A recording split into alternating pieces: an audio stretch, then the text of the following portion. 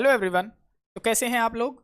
आज हम इस वीडियो में बात करने वाले हैं हमारी जो क्लास 12th की जो अमीन्स यूनिट है ऑर्गेनिक केमिस्ट्री की, उसके आज हम पीवाईक्यू डिस्कस करेंगे जो कि रहेंगे हमारे 2013 से लेकर 2025 तक के बीच के। तो चलिए शुरू करते हैं बिना किसी टाइम वेस्टिंग के। तो सबसे पहले हम डिस्कस करने वाले हैं MCQs and very short answer type question. उसके बाद में फिर हम short answer type question discuss करेंगे। तो सबसे पहला हमारा जो क्वेश्चन है वो है हमारा कि हमारे पास में एक मॉलिक्यूल दिया गया है CH3CN, ठीक है। और इसमें उसने क्या डाल दिया, रिड्यूसिंग एजेंट डाल दिया। अब देखो इक्वल ओब्लिक में जो हाइड्रोजन होता है वो एक टाइप का रिड्यूसिंग एजेंट होता है, रिड्यूसिंग एजेंट। और रिड्यूसिंग एजेंट कौन से होते हैं जो हमें क्या प्रोवाइड करवाएंगे, हाइड्रोजन प्रोवाइड करवाएंगे, ठीक है। तो यहाँ पे मॉलिक्यूल हमें दिया है CH3CN, CH3CN। इसको हम इस तरीके से लिख सकते हैं क्योंकि कार्बन और नाइट्रोजन के बीच में ट्रिपल बॉन्ड होता है।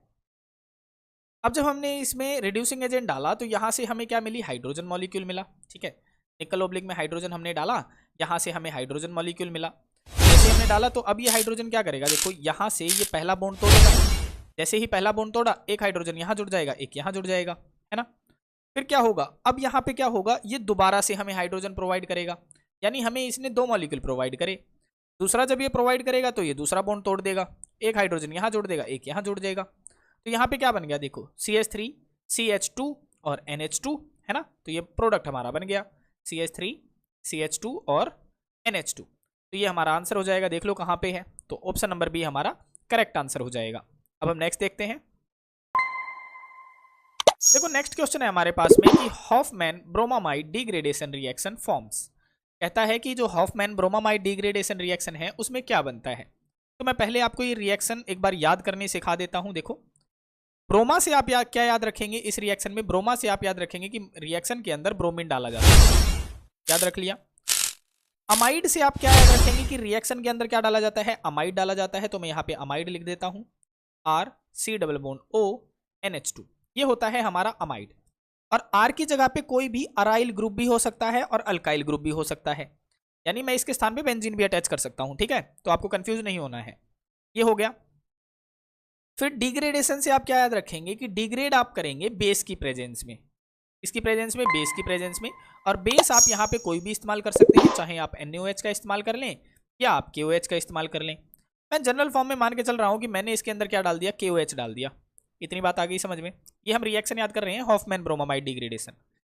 अब क्या होगा, इस रिएक्शन का मेन काम क्या होता है, देखो इस रिएक्शन का मेन काम होता है कि ये जो मॉलिक्यूल है ना, देखो ये जो कार्बोनिल मॉलिक्यूल है इसे ये गायब कर देगा, इसे ये खत्म कर देगा। और मेन चीज क्या बच जाएंगी, एक तो R ग्रुप और एक NH2 ग्रुप, यानी अमीन बन जाता है हमारे पास में। देखो RNH2 ये बन जाता है हमारे पास में अमीन, ये इसका मेन काम है।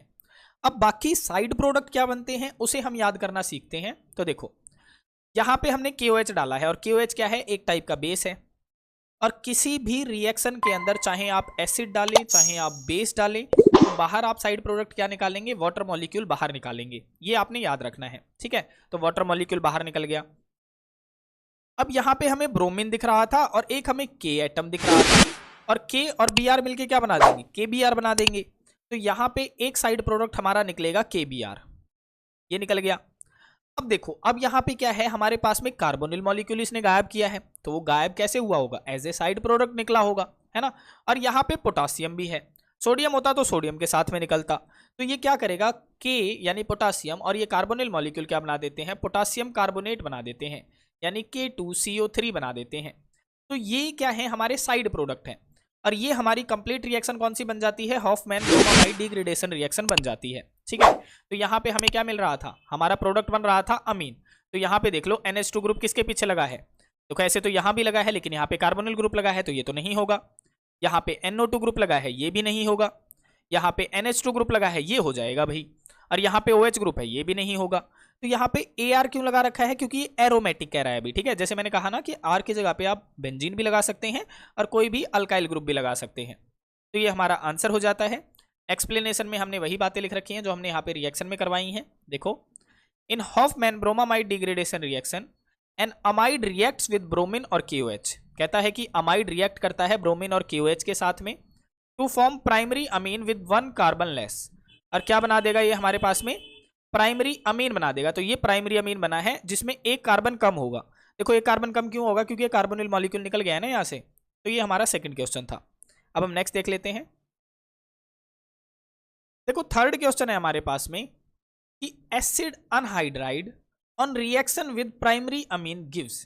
कहता है कि मान लो कि मेरे पास में एसिड अनहाइड्राइड है, तो एसिड अनहाइड्राइड का स्ट्रक्चर होता है अभी देखो इस टाइप से, CH3 C double bond O O C double bond O और CH3, ये स्ट्रक्चर हो गया। अब ये कहता है रिएक्शन किसके साथ में करेगा, प्राइमरी अमीन। तो प्राइमरी अमीन हमारा कौन सा होता है, RNH2, यही तो होगा प्राइमरी अमीन, है ना। तो हम इसकी रिएक्शन करवाते हैं। देखो इसको मैं उल्टा करके लिख सकता हूं RNH2, ये मैंने ऐसे लिख लिया, ठीक है, कोई समस्या नहीं है। अब क्या होगा, अब यहां पे क्या होगा, देखो कार्बन क्या है, लेस इलेक्ट्रोनेगेटिव होता है और ऑक्सीजन ज्यादा इलेक्ट्रोनेगेटिव होता है, जिसके कारण इस पे पार्शियल नेगेटिव चार्ज होगा और इस पे पार्शियल पॉजिटिव चार्ज होगा। अब यहाँ पे बॉन्डिंग में कौन पार्टिसिपेट करेगा, तो हाइड्रोजन के ऊपर कौन सा चार्ज होता है, पॉजिटिव चार्ज होता है ना। और नाइट्रोजन के ऊपर लोन पेयर होने की वजह से इस पे होता है नेगेटिव चार्ज। तो बॉन्ड की ब्रेकेज यहां से होगी और पॉजिटिव वाला जो H एटम है वो क्या करेगा, वो इस ऑक्सीजन के साथ में मिल जाएगा। देखो ये वाला जो मॉलिक्यूल है, देखो ये नीचे वाला, ये वाला मॉलिक्यूल इस वाले हाइड्रोजन के साथ में मिल जाएगा और क्या बन जाएगा, देखो CH3COOH बन गया। ये तो निकल गया साइड प्रोडक्ट, CH3COOH निकल गया। अब यहां पे क्या मॉलिक्यूल बचा है, RNH बचा है।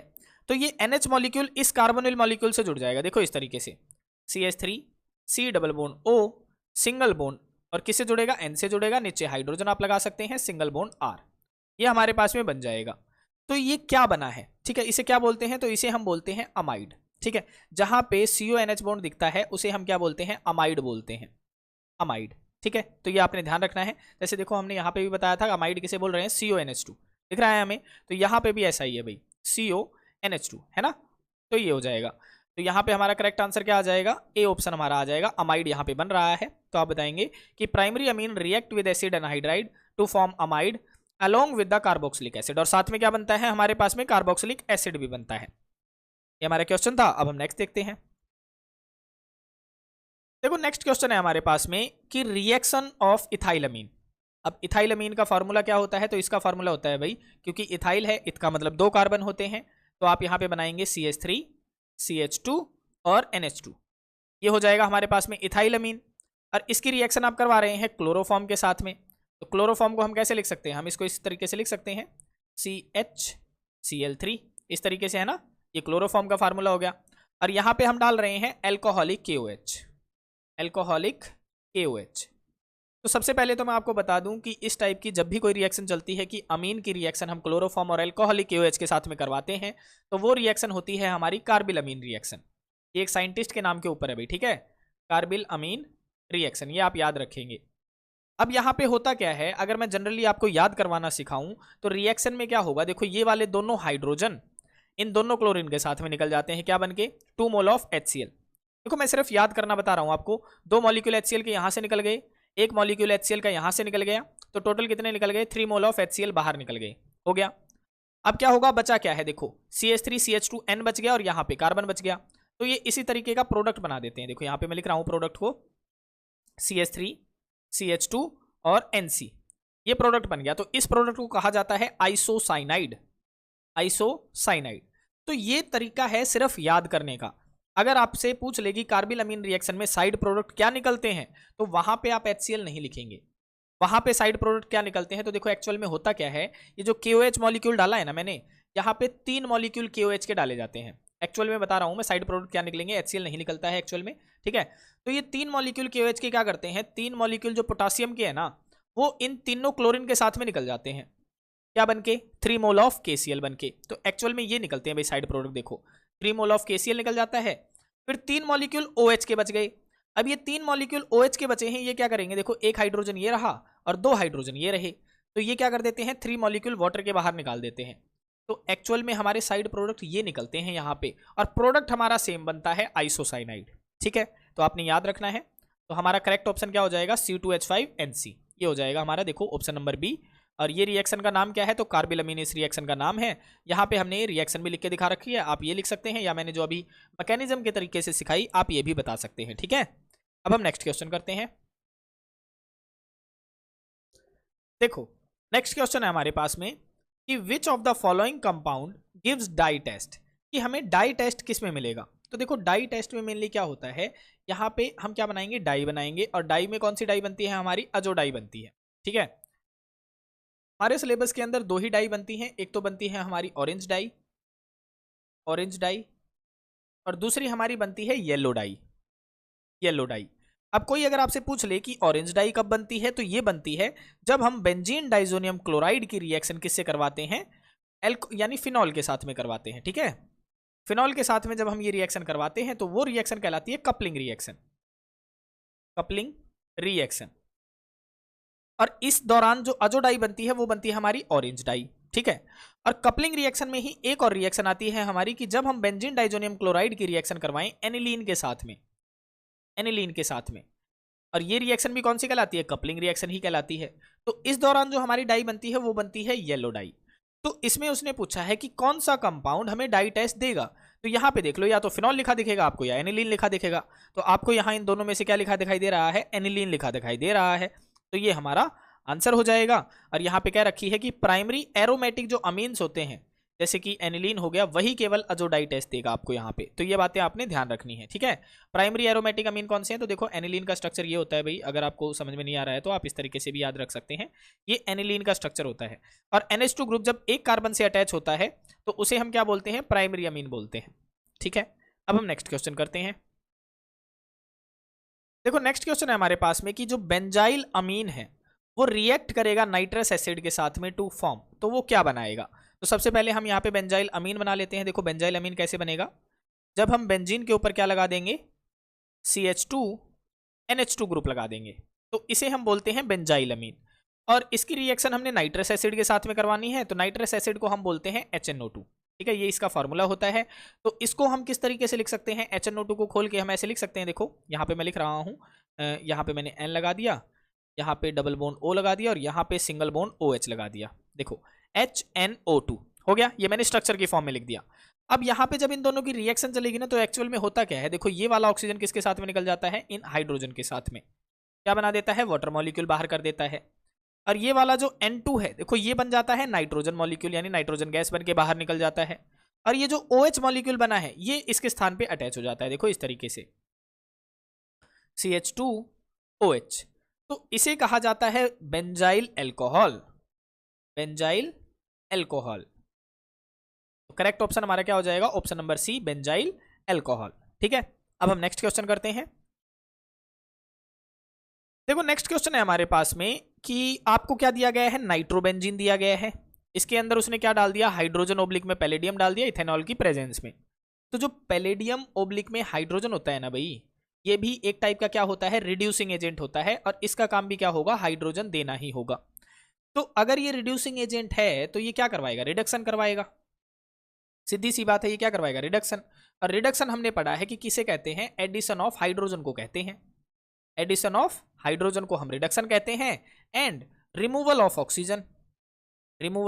ऑक्सीजन, उसे भी हम क्या बोलते हैं, रिडक्शन कहते हैं। तो यहाँ पे अगर रिड्यूसिंग एजेंट डाल दिया तो ये हमें ऑक्सीजन दिखाई दे रही हैं, इनको हम हटा के क्या लगा देंगे, इनके स्थान पे H2 लगा देंगे, यानी हाइड्रोजन लगा देंगे।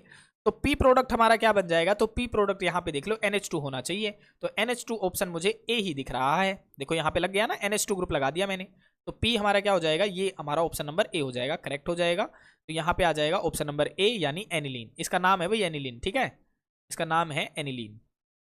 तो ये हमारा क्वेश्चन हो जाता है। अब हम नेक्स्ट करते हैं। देखो नेक्स्ट क्वेश्चन है हमारे पास में कि reaction of benzene diazonium chloride with ethanol, ethanol के साथ में अगर बेंजीन डाइजोनियम क्लोराइड की रिएक्शन करवाई जाती है तो कैसे रिएक्शन चलेगी। तो देखो मैं सबसे पहले आपको स्ट्रक्चर बता देता हूं कि बेंजीन डाइजोनियम क्लोराइड का जो स्ट्रक्चर होता है वो ये होगा हमारा। जब हम बेंजीन के ऊपर क्या लगा देते हैं, N2Cl लगा देते हैं, N2Cl, इसके ऊपर पॉजिटिव चार्ज होता है और इसके ऊपर नेगेटिव चार्ज होता है। और यहाँ पे हम इथेनॉल लिख रहे हैं। देखो इथेनॉल का स्ट्रक्चर क्या होगा, तो इसका स्ट्रक्चर होता है भाई C2H5OH, या फिर मैं इसे इस तरीके से भी लिख सकता हूँ CH3CH2OH। तो ये भी हमारा क्या होगा, इथेनॉल होगा, ठीक है। अब यहाँ पे होगा क्या, देखो यहाँ पे अगर आपको दिखाई दे रहा है तो मुझे एक हाइड्रोजन मॉलिक्यूल दिख रहा है, ठीक है।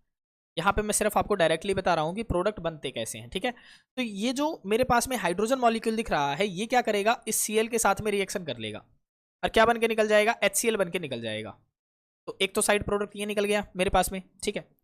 अब यहाँ पे क्या होगा, अब जैसे ही ये बाहर निकलता है ना क्लोरीन इस हाइड्रोजन के साथ में, तो नाइट्रोजन क्या करेगा, अपना पॉजिटिव चार्ज खत्म करने के लिए यहाँ से इलेक्ट्रॉन खींचेगा, और जब ये इलेक्ट्रॉन खींचेगा तो नाइट्रोजन तो यहाँ से बाहर निकल जाएगा, क्या बन के, नाइट्रोजन गैस बन के, ये भी निकल गया। लेकिन यहाँ पे इलेक्ट्रॉन की कमी हो जाएगी, तो इस पे बन जाएगा क्या, इस पे ये चार्ज छोड़ जाएगा, कौन सा, पॉजिटिव चार्ज छोड़ जाएगा, है ना, क्योंकि इलेक्ट्रॉन तो ये ले गया, हो गया। अब यहाँ पे क्या होगा, यहाँ पे देखो ये जो CH2 है ना, यहाँ से एक हाइड्रोजन उठ के कहाँ जाएगा, एक हाइड्रोजन उठ के यहाँ पे अटैच हो जाएगा, इसकी तरफ यहाँ पे आ जाएगा इलेक्ट्रॉन साथ में ले जाके, तो इस पे आ जाएगा, और ये हमारी क्या बन जाएगी, बेंजीन बन जाएगी। और बेंजीन का क्या फार्मूला होता है, C6H6 लिख लो, या फिर सिंपल इस तरीके से बना के दिखा दो, या फिर आप इसकी जगह पे लिख सकते हैं C6H6, तो हमारी बेंजीन बन गई। अब यहाँ पे बचा क्या है, तो देखो बच क्या गया है, CH3 CH, क्योंकि दो हाइड्रोजन थे तो एक तो चला गया, तो एक H और एक O, तो ये बच गया हमारा CH3 CHO, CH3 CHO। तो यहाँ पे इस रिएक्शन में मेन प्रोडक्ट हमारा क्या बन रहा है, बेंजीन बन रहा है। तो क्या दे रहा है ये हमें, बेंजीन दे रहा है, तो ऑप्शन नंबर ए हमारा करेक्ट हो गया है। क्यों दे रहा है, क्योंकि यहाँ पे इथेनॉल किसकी तरह काम कर रहा है, रिड्यूसिंग एजेंट की तरह काम कर रहा है। देखो यहाँ पे अगर आपने देखा हो तो यहाँ से भी हाइड्रोजन मैंने ली थी, तो HCl मैंने निकलवा दिया, दोबारा से मैंने यहाँ से हाइड्रोजन ली, यहाँ पे मैंने बेंजीन पे कनेक्ट करवा दी, तो दोनों तरफ हमने देखा तो रिड्यूसिंग एजेंट की तरह ये काम कर रहा था, और ये रिप्लेस कर देगा डाइजोनियम ग्रुप को किसके साथ में, बाय हाइड्रोजन, किसके स्थान पे, हाइड्रोजन से रिप्लेस कर देगा, और हमें मेन प्रोडक्ट क्या मिलेगा, बेंजीन मिलेगा। तो ये आप जैसे यहाँ पे रिएक्शन मैंने लिख रखी है, या तो आप ये याद रख लें, या मैंने इस तरीके से जो सिखाया है आप ये याद कर सकते हैं, ठीक है। अब हम नेक्स्ट क्वेश्चन करते हैं। देखो नेक्स्ट क्वेश्चन है हमारे पास में कि what is the shape of amine, कि अमीन की शेप यहाँ पे क्या होगी। तो देखो अमीन की शेप मैं यहाँ पे बना लेता हूँ, देखो क्या होगी, RNH2 होता है वैसे तो अमीन का फार्मूला हमारा, है ना, RNH2, तो हम इसको इस तरीके से बना सकते हैं, देखो NR H और H, ये मैंने बना लिया। अब नाइट्रोजन के ऊपर होते हैं लोन पेयर ऑफ इलेक्ट्रॉन, ठीक है, तो लोन पेयर ऑफ इलेक्ट्रॉन इस तरीके से मैं इनको दर्शा देता हूं। अब अगर आप यहाँ पे ध्यान से देखेंगे तो सिग्मा इलेक्ट्रॉन मतलब सिग्मा बॉन्ड कितने हैं, देखो एक सिग्मा, दो सिग्मा, तीन सिग्मा, और प्लस में एक है लोन पेयर, है ना। तो यहाँ पे इसकी जो शेप आपको किस तरीके से दिखाई दे रही है, आपने कभी पिरामिड देखे, देखो पिरामिड की शेप कुछ इस तरीके से होती है ना, ये इस तरीके से शेप दिखाई देती है उसकी, पिरामिड की शेप जो होती है ना। फिर यहाँ पे ऐसे ऐसे करके मतलब कुछ होते हैं जो ईंट वगैरह आपने देखे होंगे इजिप्ट में, तो ये जो शेप हमें दिख रही है ना बिल्कुल पिरामिड की तरह दिखती है। अभी किसकी तरह दिखती है ये शेप, हमें बिल्कुल पिरामिड की तरह हमें ये शेप दिखती है, तो इसीलिए इसकी शेप क्या हो जाएगी, पिरामिडल हो जाएगी भाई, ठीक है, तो ये आपने याद रखना है। अब हम नेक्स्ट क्वेश्चन करते हैं। देखो क्वेश्चन है हमारे पास में कि reaction of aniline with benzoyl chloride gives, ठीक है। तो देखो एनिलीन मैं पहले बना देता हूं, आपको एनिलीन बनाना आना चाहिए, ये जो मैं नाम बता रहा हूं तो इनके स्ट्रक्चर्स आपको पता होने चाहिए, एग्जाम में कभी कभी पूछ भी लेते हैं। तो एनिलीन का स्ट्रक्चर होता है जब हम बेंजीन के ऊपर क्या लगा देते हैं, RNH2 लगा देते हैं, तो मैंने यहाँ पे लगा दिया, ठीक है, ये मैंने लगा दिया, और इसकी रिएक्शन है बेंजोइल क्लोराइड के साथ में। तो बेंजोइल क्लोराइड का स्ट्रक्चर क्या होगा, जब हम बेंजीन के ऊपर क्या लगा देंगे, C+O Cl लगा देंगे, तो ये स्ट्रक्चर होती है हमारी बेंजोइल क्लोराइड की, ठीक है। अब यहाँ पे जब इनकी रिएक्शन कैसे चलेगी तो वो हम समझ लेते हैं। देखो होता क्या है, ये जो क्लोरीन होता है ना, क्लोरीन ज़्यादा इलेक्ट्रोनेगेटिव होता है, ये दोनों इलेक्ट्रॉन को अपनी तरफ खींचता है, जिसके कारण इस पे नेगेटिव चार्ज आ जाता है और इस कार्बन पे बन जाता है पॉजिटिव चार्ज, बन गया। अब यहाँ पे ये जो दो हाइड्रोजन यहाँ पे दिख रहे हैं, इनको मैं ऐसे दर्शा सकता हूँ, देखो एक सेकेंड, यहाँ पे मैं इसको साफ कर रहा हूँ एक बार, देखो इन दोनों हाइड्रोजन को मैं ऐसे दर्शा सकता था, इस तरीके से हाइड्रोजन और हाइड्रोजन दर्शा दिए। अब हाइड्रोजन क्या करता है, एक हाइड्रोजन अपने दोनों इलेक्ट्रॉन क्या करता है, यहीं पे छोड़ देता है और खुद यहां से बाहर निकलता है, क्या बनके, H पॉजिटिव बनके निकल गया। अब देखो ये पॉजिटिव वाला किसके पास में जाएगा, जो ये Cl नेगेटिव निकल रहा था, तो ये बन जाएगा HCl बनके बाहर निकल जाएगा, निकल गया। अब जो ये इलेक्ट्रॉन यहाँ पे छोड़ के गया था हाइड्रोजन, इसके स्थान पे कौन अटैच हो जाएगा, तो ये कार्बन जो पॉजिटिव वाला है वो यहाँ पे अटैच हो जाएगा, आके हो जाएगा, बिल्कुल हो जाएगा। तो जैसे ही ये अटैच करेगा इस टाइप की एक स्ट्रक्चर बन जाएगी हमारे पास में। देखो ये मैंने बेंजीन बना लिया, यहाँ पे क्या था, NH था, तो मैं यहाँ पे NH करके दिखा देता हूँ, और फिर ये अटैच हो रहा था इस कार्बन से, तो सिंगल बॉन्ड मैंने कार्बन से अटैच करवा दिया, ये डबल बॉन्ड O से अटैच है और ये बेंजीन से भी अटैच है ना, इस तरीके से बन जाता है। तो यहाँ पे इस रिएक्शन को कहा जाता है स्कॉटन बाउमन रिएक्शन, ये भी एक साइंटिस्ट के नाम पे है अभी, ठीक है, स्कॉटन बाउमन रिएक्शन, जैसे हमने यहाँ पे लिख भी रखा है। तो यहाँ पे हमारा जो मेन प्रोडक्ट बना है वो क्या बना है, तो इसका नाम है, देखो ये जो प्रोडक्ट हमारा बना है इसका नाम है बेंजानिलाइड, बेंजानिलाइड। तो ये नाम भी आपने ध्यान रखने हैं भाई, ठीक है। ये बन गया है हमारा, तो करेक्ट ऑप्शन हमारा बी है। और यहाँ पे हमने वही बातें बता रखी हैं कि एनिलीन जब रिएक्ट करता है बेंजील क्लोराइड के साथ में तो स्कॉटन बाउमन रिएक्शन होती है और इसमें हमारा प्रोडक्ट बनता है अमाइड भी कह सकते हैं आप, या बेंजानिलाइड, इसका आईयूपैक नेम है। तो यहाँ पे रिएक्शन कर रखी है हमने, देखो यहाँ पे एनिलीन है, यहाँ पे बेंजोइल क्लोराइड है, ये प्रोडक्ट बन गया, देखो C6H5, ये है C6H5, ये फिर किससे अटैच है, CO से अटैच है, देखो C6H5 CO से अटैच है, फिर NHC6H5, देखो ये वाली स्ट्रक्चर की फॉर्म में है, यहाँ पे हमने सिर्फ लिख रखा है। ठीक है, अब हम नेक्स्ट क्वेश्चन करते हैं। देखो नेक्स्ट क्वेश्चन है हमारे पास में कि विच इज लीस्ट बेसिक, यानी सबसे कम बेसिक कौन सा है। यहाँ पे हमारे कुछ नाम लिख रखे हैं, तो मैं यहाँ पे इनके स्ट्रक्चर की फॉर्म में बता देता हूँ आपको कि बेंजाइल अमीन का स्ट्रक्चर क्या होता है। तो इसका स्ट्रक्चर होता है जब हम बेंजीन के ऊपर क्या अटैच कर देते हैं, CH2 NH2 अटैच कर देते हैं। ये कर दिया मैंने, इसके ऊपर होंगे लोन पेयर। ठीक है, एनिलीन का स्ट्रक्चर क्या होगा, तो एनिलीन का स्ट्रक्चर होगा जब हम बेंजीन के ऊपर क्या अटैच कर देंगे, NH2 ग्रुप, ये मैंने कर दिया। एसिटामाइड का स्ट्रक्चर क्या होगा, ठीक है, एसिटामाइड, आपने नाम से कंफ्यूज नहीं होना है, एसिटामाइड का मतलब है एसिड अमाइड, एसिड अमाइड। ठीक है, और एसिड अमाइड हम किसे कहते हैं, सिंपली हम RC+O NH2 को ही कहते हैं, आपने कंफ्यूज नहीं होना है इनके नाम में। ठीक है, अब इनकी बेसिसिटी बतानी है, क्या इनकी सभी की इक्वल है या इन सभी में से सबसे कम बेसिक कौन सा है। ठीक है, तो यहाँ पे हम एक बार ध्यान से देखते हैं, देखो क्या है, देखो ये जो एनिलीन है यहाँ पे हमें दिखाई दे रहा है, इसमें ये जो लोन पेयर इलेक्ट्रॉन है ये किस में इन्वॉल्व होंगे, रेजोनेंस प्रोसेस में इन्वॉल्व होंगे। और अगर ये लोन पेयर अवेलेबल ही नहीं होंगे, क्योंकि ये तो रेजोनेंस प्रोसेस में इन्वॉल्व हो गए, तो इसके जो ये लोन पेयर हैं ये तो अवेलेबल ही नहीं है डोनेशन के लिए, not available for donation, available for donation. और अगर ये डोनेशन के लिए अवेलेबल ही नहीं है तो ये तो बेसिक होगा ही नहीं, है ना, यानी इसकी बेसिसिटी क्या हो जाएगी, कम हो जाएगी, बेसिसिटी क्या हो जाएगी, कम हो जाएगी, घट जाएगी, है ना। एक चीज तो ये हो गई। दूसरी चीज हम यहाँ पे क्या देखेंगे, देखो बेसिसिटी क्या हो गई इसकी, कम हो गई, है ना। दूसरी चीज हमें दिया गया है यहाँ पे बेंजाइल अमीन, है ना, तो बेंजाइल अमीन के जो ये लोन पेयर होते हैं ये रेजोनेंस प्रोसेस में इन्वॉल्व भी नहीं होंगे, क्योंकि रेजोनेंस प्रोसेस चलने के लिए क्या होना चाहिए, इसके लिए होने चाहिए मतलब सिंगल डबल इस तरीके के बॉन्ड होने चाहिए, तो यहाँ पे है ही नहीं, तो इसमें रेजोनेंस चलेगी नहीं, तो इसके अवेलेबल हो सकते हैं, रेजोनेंस नहीं चली, रेजोनेंस नहीं चली तो इसकी बेसिसिटी क्या होगी, बढ़ जाएगी, इसकी बेसिसिटी बढ़ गई, इसकी कम हो गई एनिलीन की।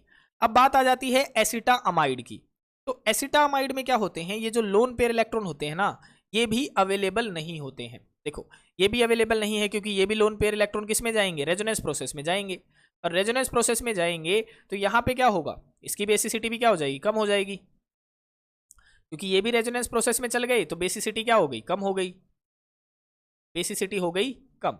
तो यहां से मुझे ये तो पता चल गया कि ऑल आर इक्वल तो होंगे ही नहीं, और जो अब यहाँ पे क्या है कि रेजोनेंस ज्यादा किसकी है, तो बेंजाइल अमीन की क्या है, ज्यादा है, क्योंकि इसकी रेजोनेंस मतलब इसमें नहीं चल रही है, तो लोन पेयर अवेलेबल है ना, अवेलेबल है तो ये ज्यादा बेसिक है, ज्यादा बेसिक है, लेकिन मुझे तो किसका पता करना है, लीस्ट बेसिक का पता करना है। तो यहाँ पे ऑप्शन रह गए हमारे पास में दो, एक तो एनिलीन रह गया, एक रह गया एसिटामाइड, है ना। तो यहाँ पे आपने देखना है कि लीस्ट बेसिक कौन सा होगा, तो चांसेस हैं कि आपके इन दोनों में से क्या हो, एक ही ऑप्शन मिले आपको, ठीक है।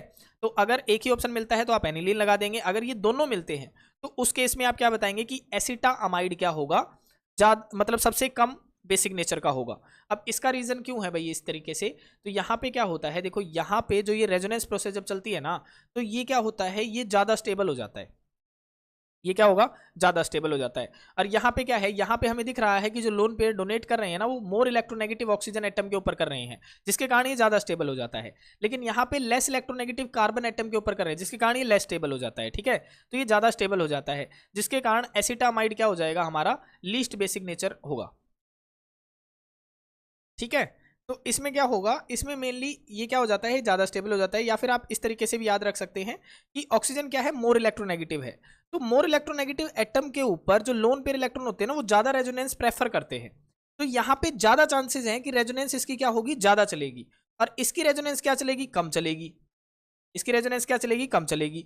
तो यहाँ पे रेजोनेंस अगर ज्यादा चल रही है तो ये लोन पेयर और भी ज्यादा अवेलेबल नहीं होंगे, ये तो बिल्कुल भी नहीं होंगे, इसकी तो मतलब थोड़ी बहुत क्या होंगी, एनिलीन का तो चांसेस है कि थोड़े बहुत मिल जाए लोन पेयर, लेकिन ये बिल्कुल भी नहीं मिलेंगे, ठीक है। तो सबसे कम बेसिक कौन सा हो जाएगा, हमारा एसिटामाइड हो जाएगा, और अगर ये ऑप्शन में नहीं होता तो हमारा एनिलीन आंसर करेक्ट होता, ठीक है।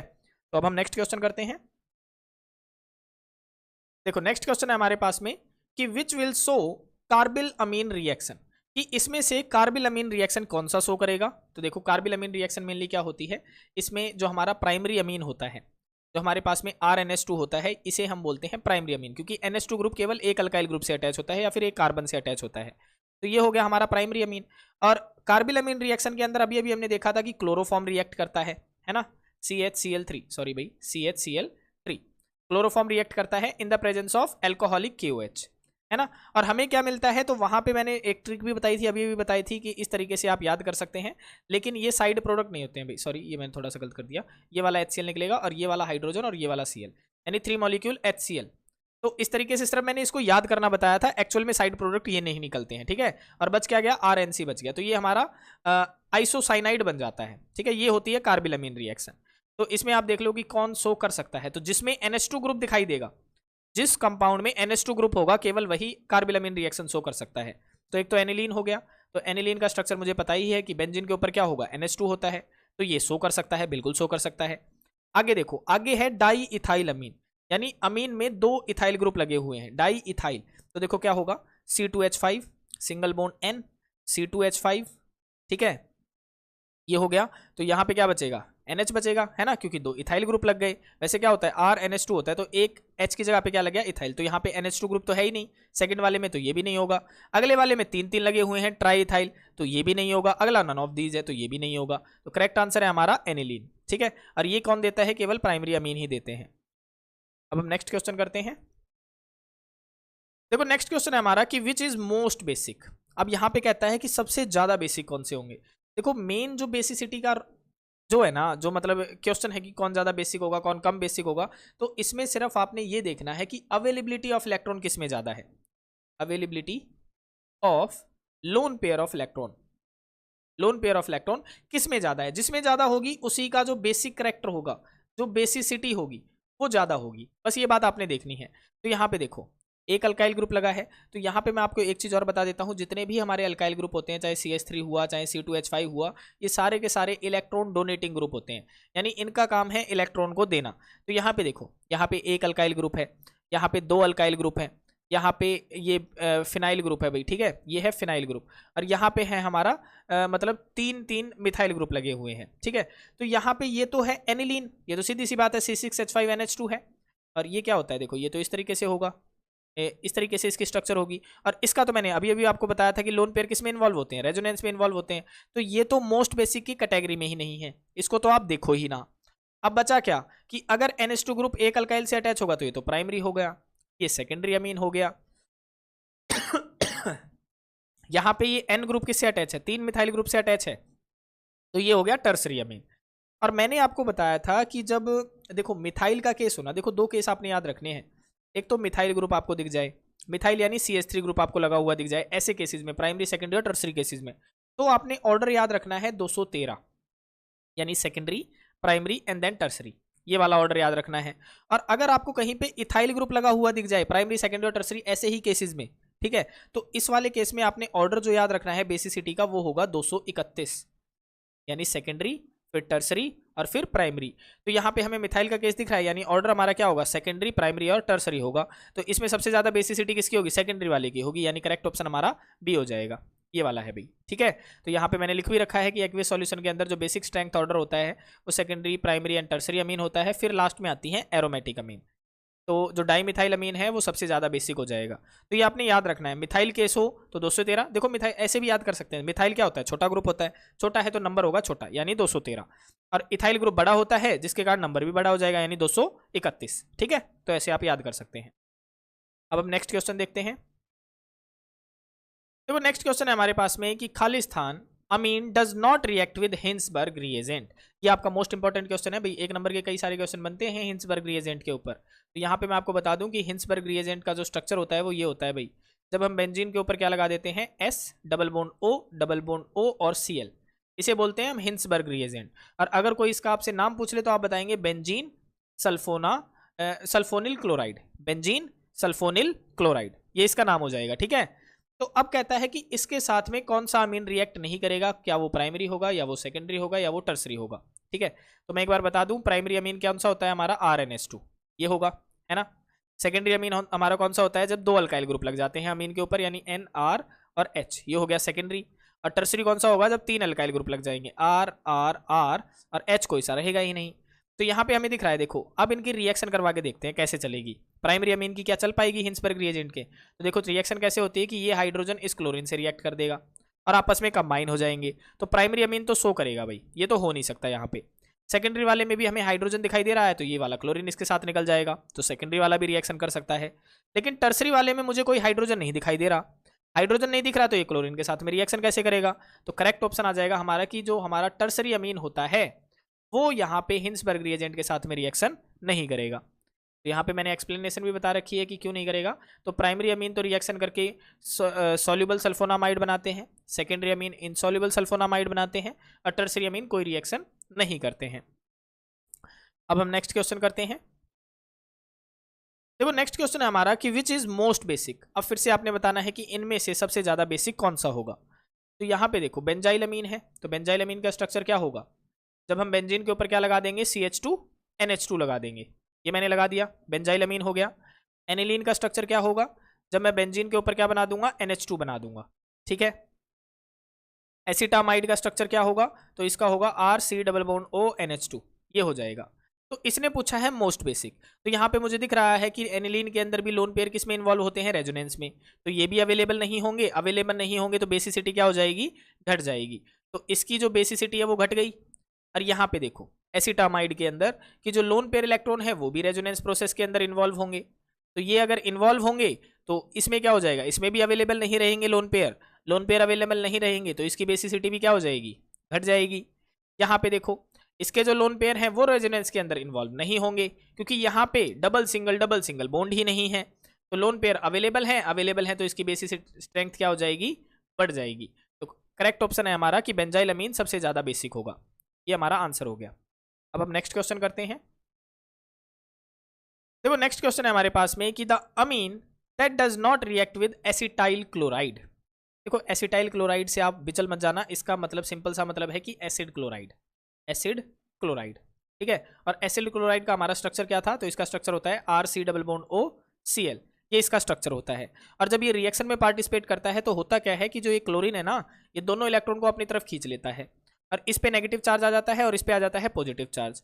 तो मेन चीज वही है कि अमीन वही रिएक्ट करेगा जो जिसके अंदर क्या होंगे, हाइड्रोजन अवेलेबल होंगे। अगर हाइड्रोजन अवेलेबल होंगे तो ये क्लोरीन के साथ में निकल जाएगा, तभी ये रिएक्शन कर पाएगा। तो हम यहाँ पे बताते हैं कि कौन सा रिएक्ट नहीं करेगा इसके साथ में। तो प्राइमरी वाले का स्ट्रक्चर क्या था, RnH2 था, है ना। तो क्या ये इसके साथ में रिएक्शन कर पाएगा, बिल्कुल कर पाएगा, क्योंकि यहाँ पे तो दो हाइड्रोजन है, एक हाइड्रोजन इसके साथ में निकल जाएगा और रिएक्शन कर देगा। तो ये तो हो नहीं सकता, प्राइमरी तो नहीं हो सकता। दूसरा कौन सा होगा, सेकेंडरी अमीन का स्ट्रक्चर होता है जब दो अल्काइल ग्रुप अटैच होते हैं, तो इसमें भी हाइड्रोजन है तो ये इसके साथ में रिएक्ट कर लेगा और बाहर निकल जाएगा HCl बन के और रिएक्शन चल जाएगी। तो सेकेंडरी भी नहीं हो सकता, क्योंकि इसने पूछा है हमसे जो नहीं करेगा रिएक्ट। तो अब आज बात आ जाती है टर्सरी की।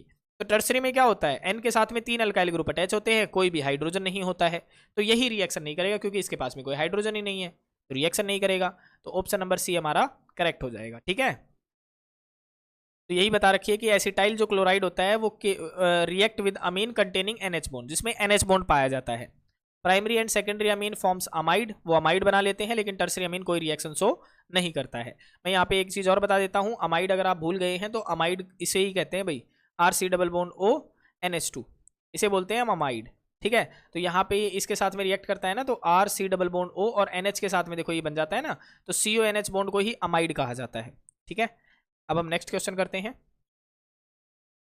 देखो नेक्स्ट क्वेश्चन है हमारे पास में कि Hoffmann bromamide degradation reaction involve, ये मैंने अभी आपको बताई थी।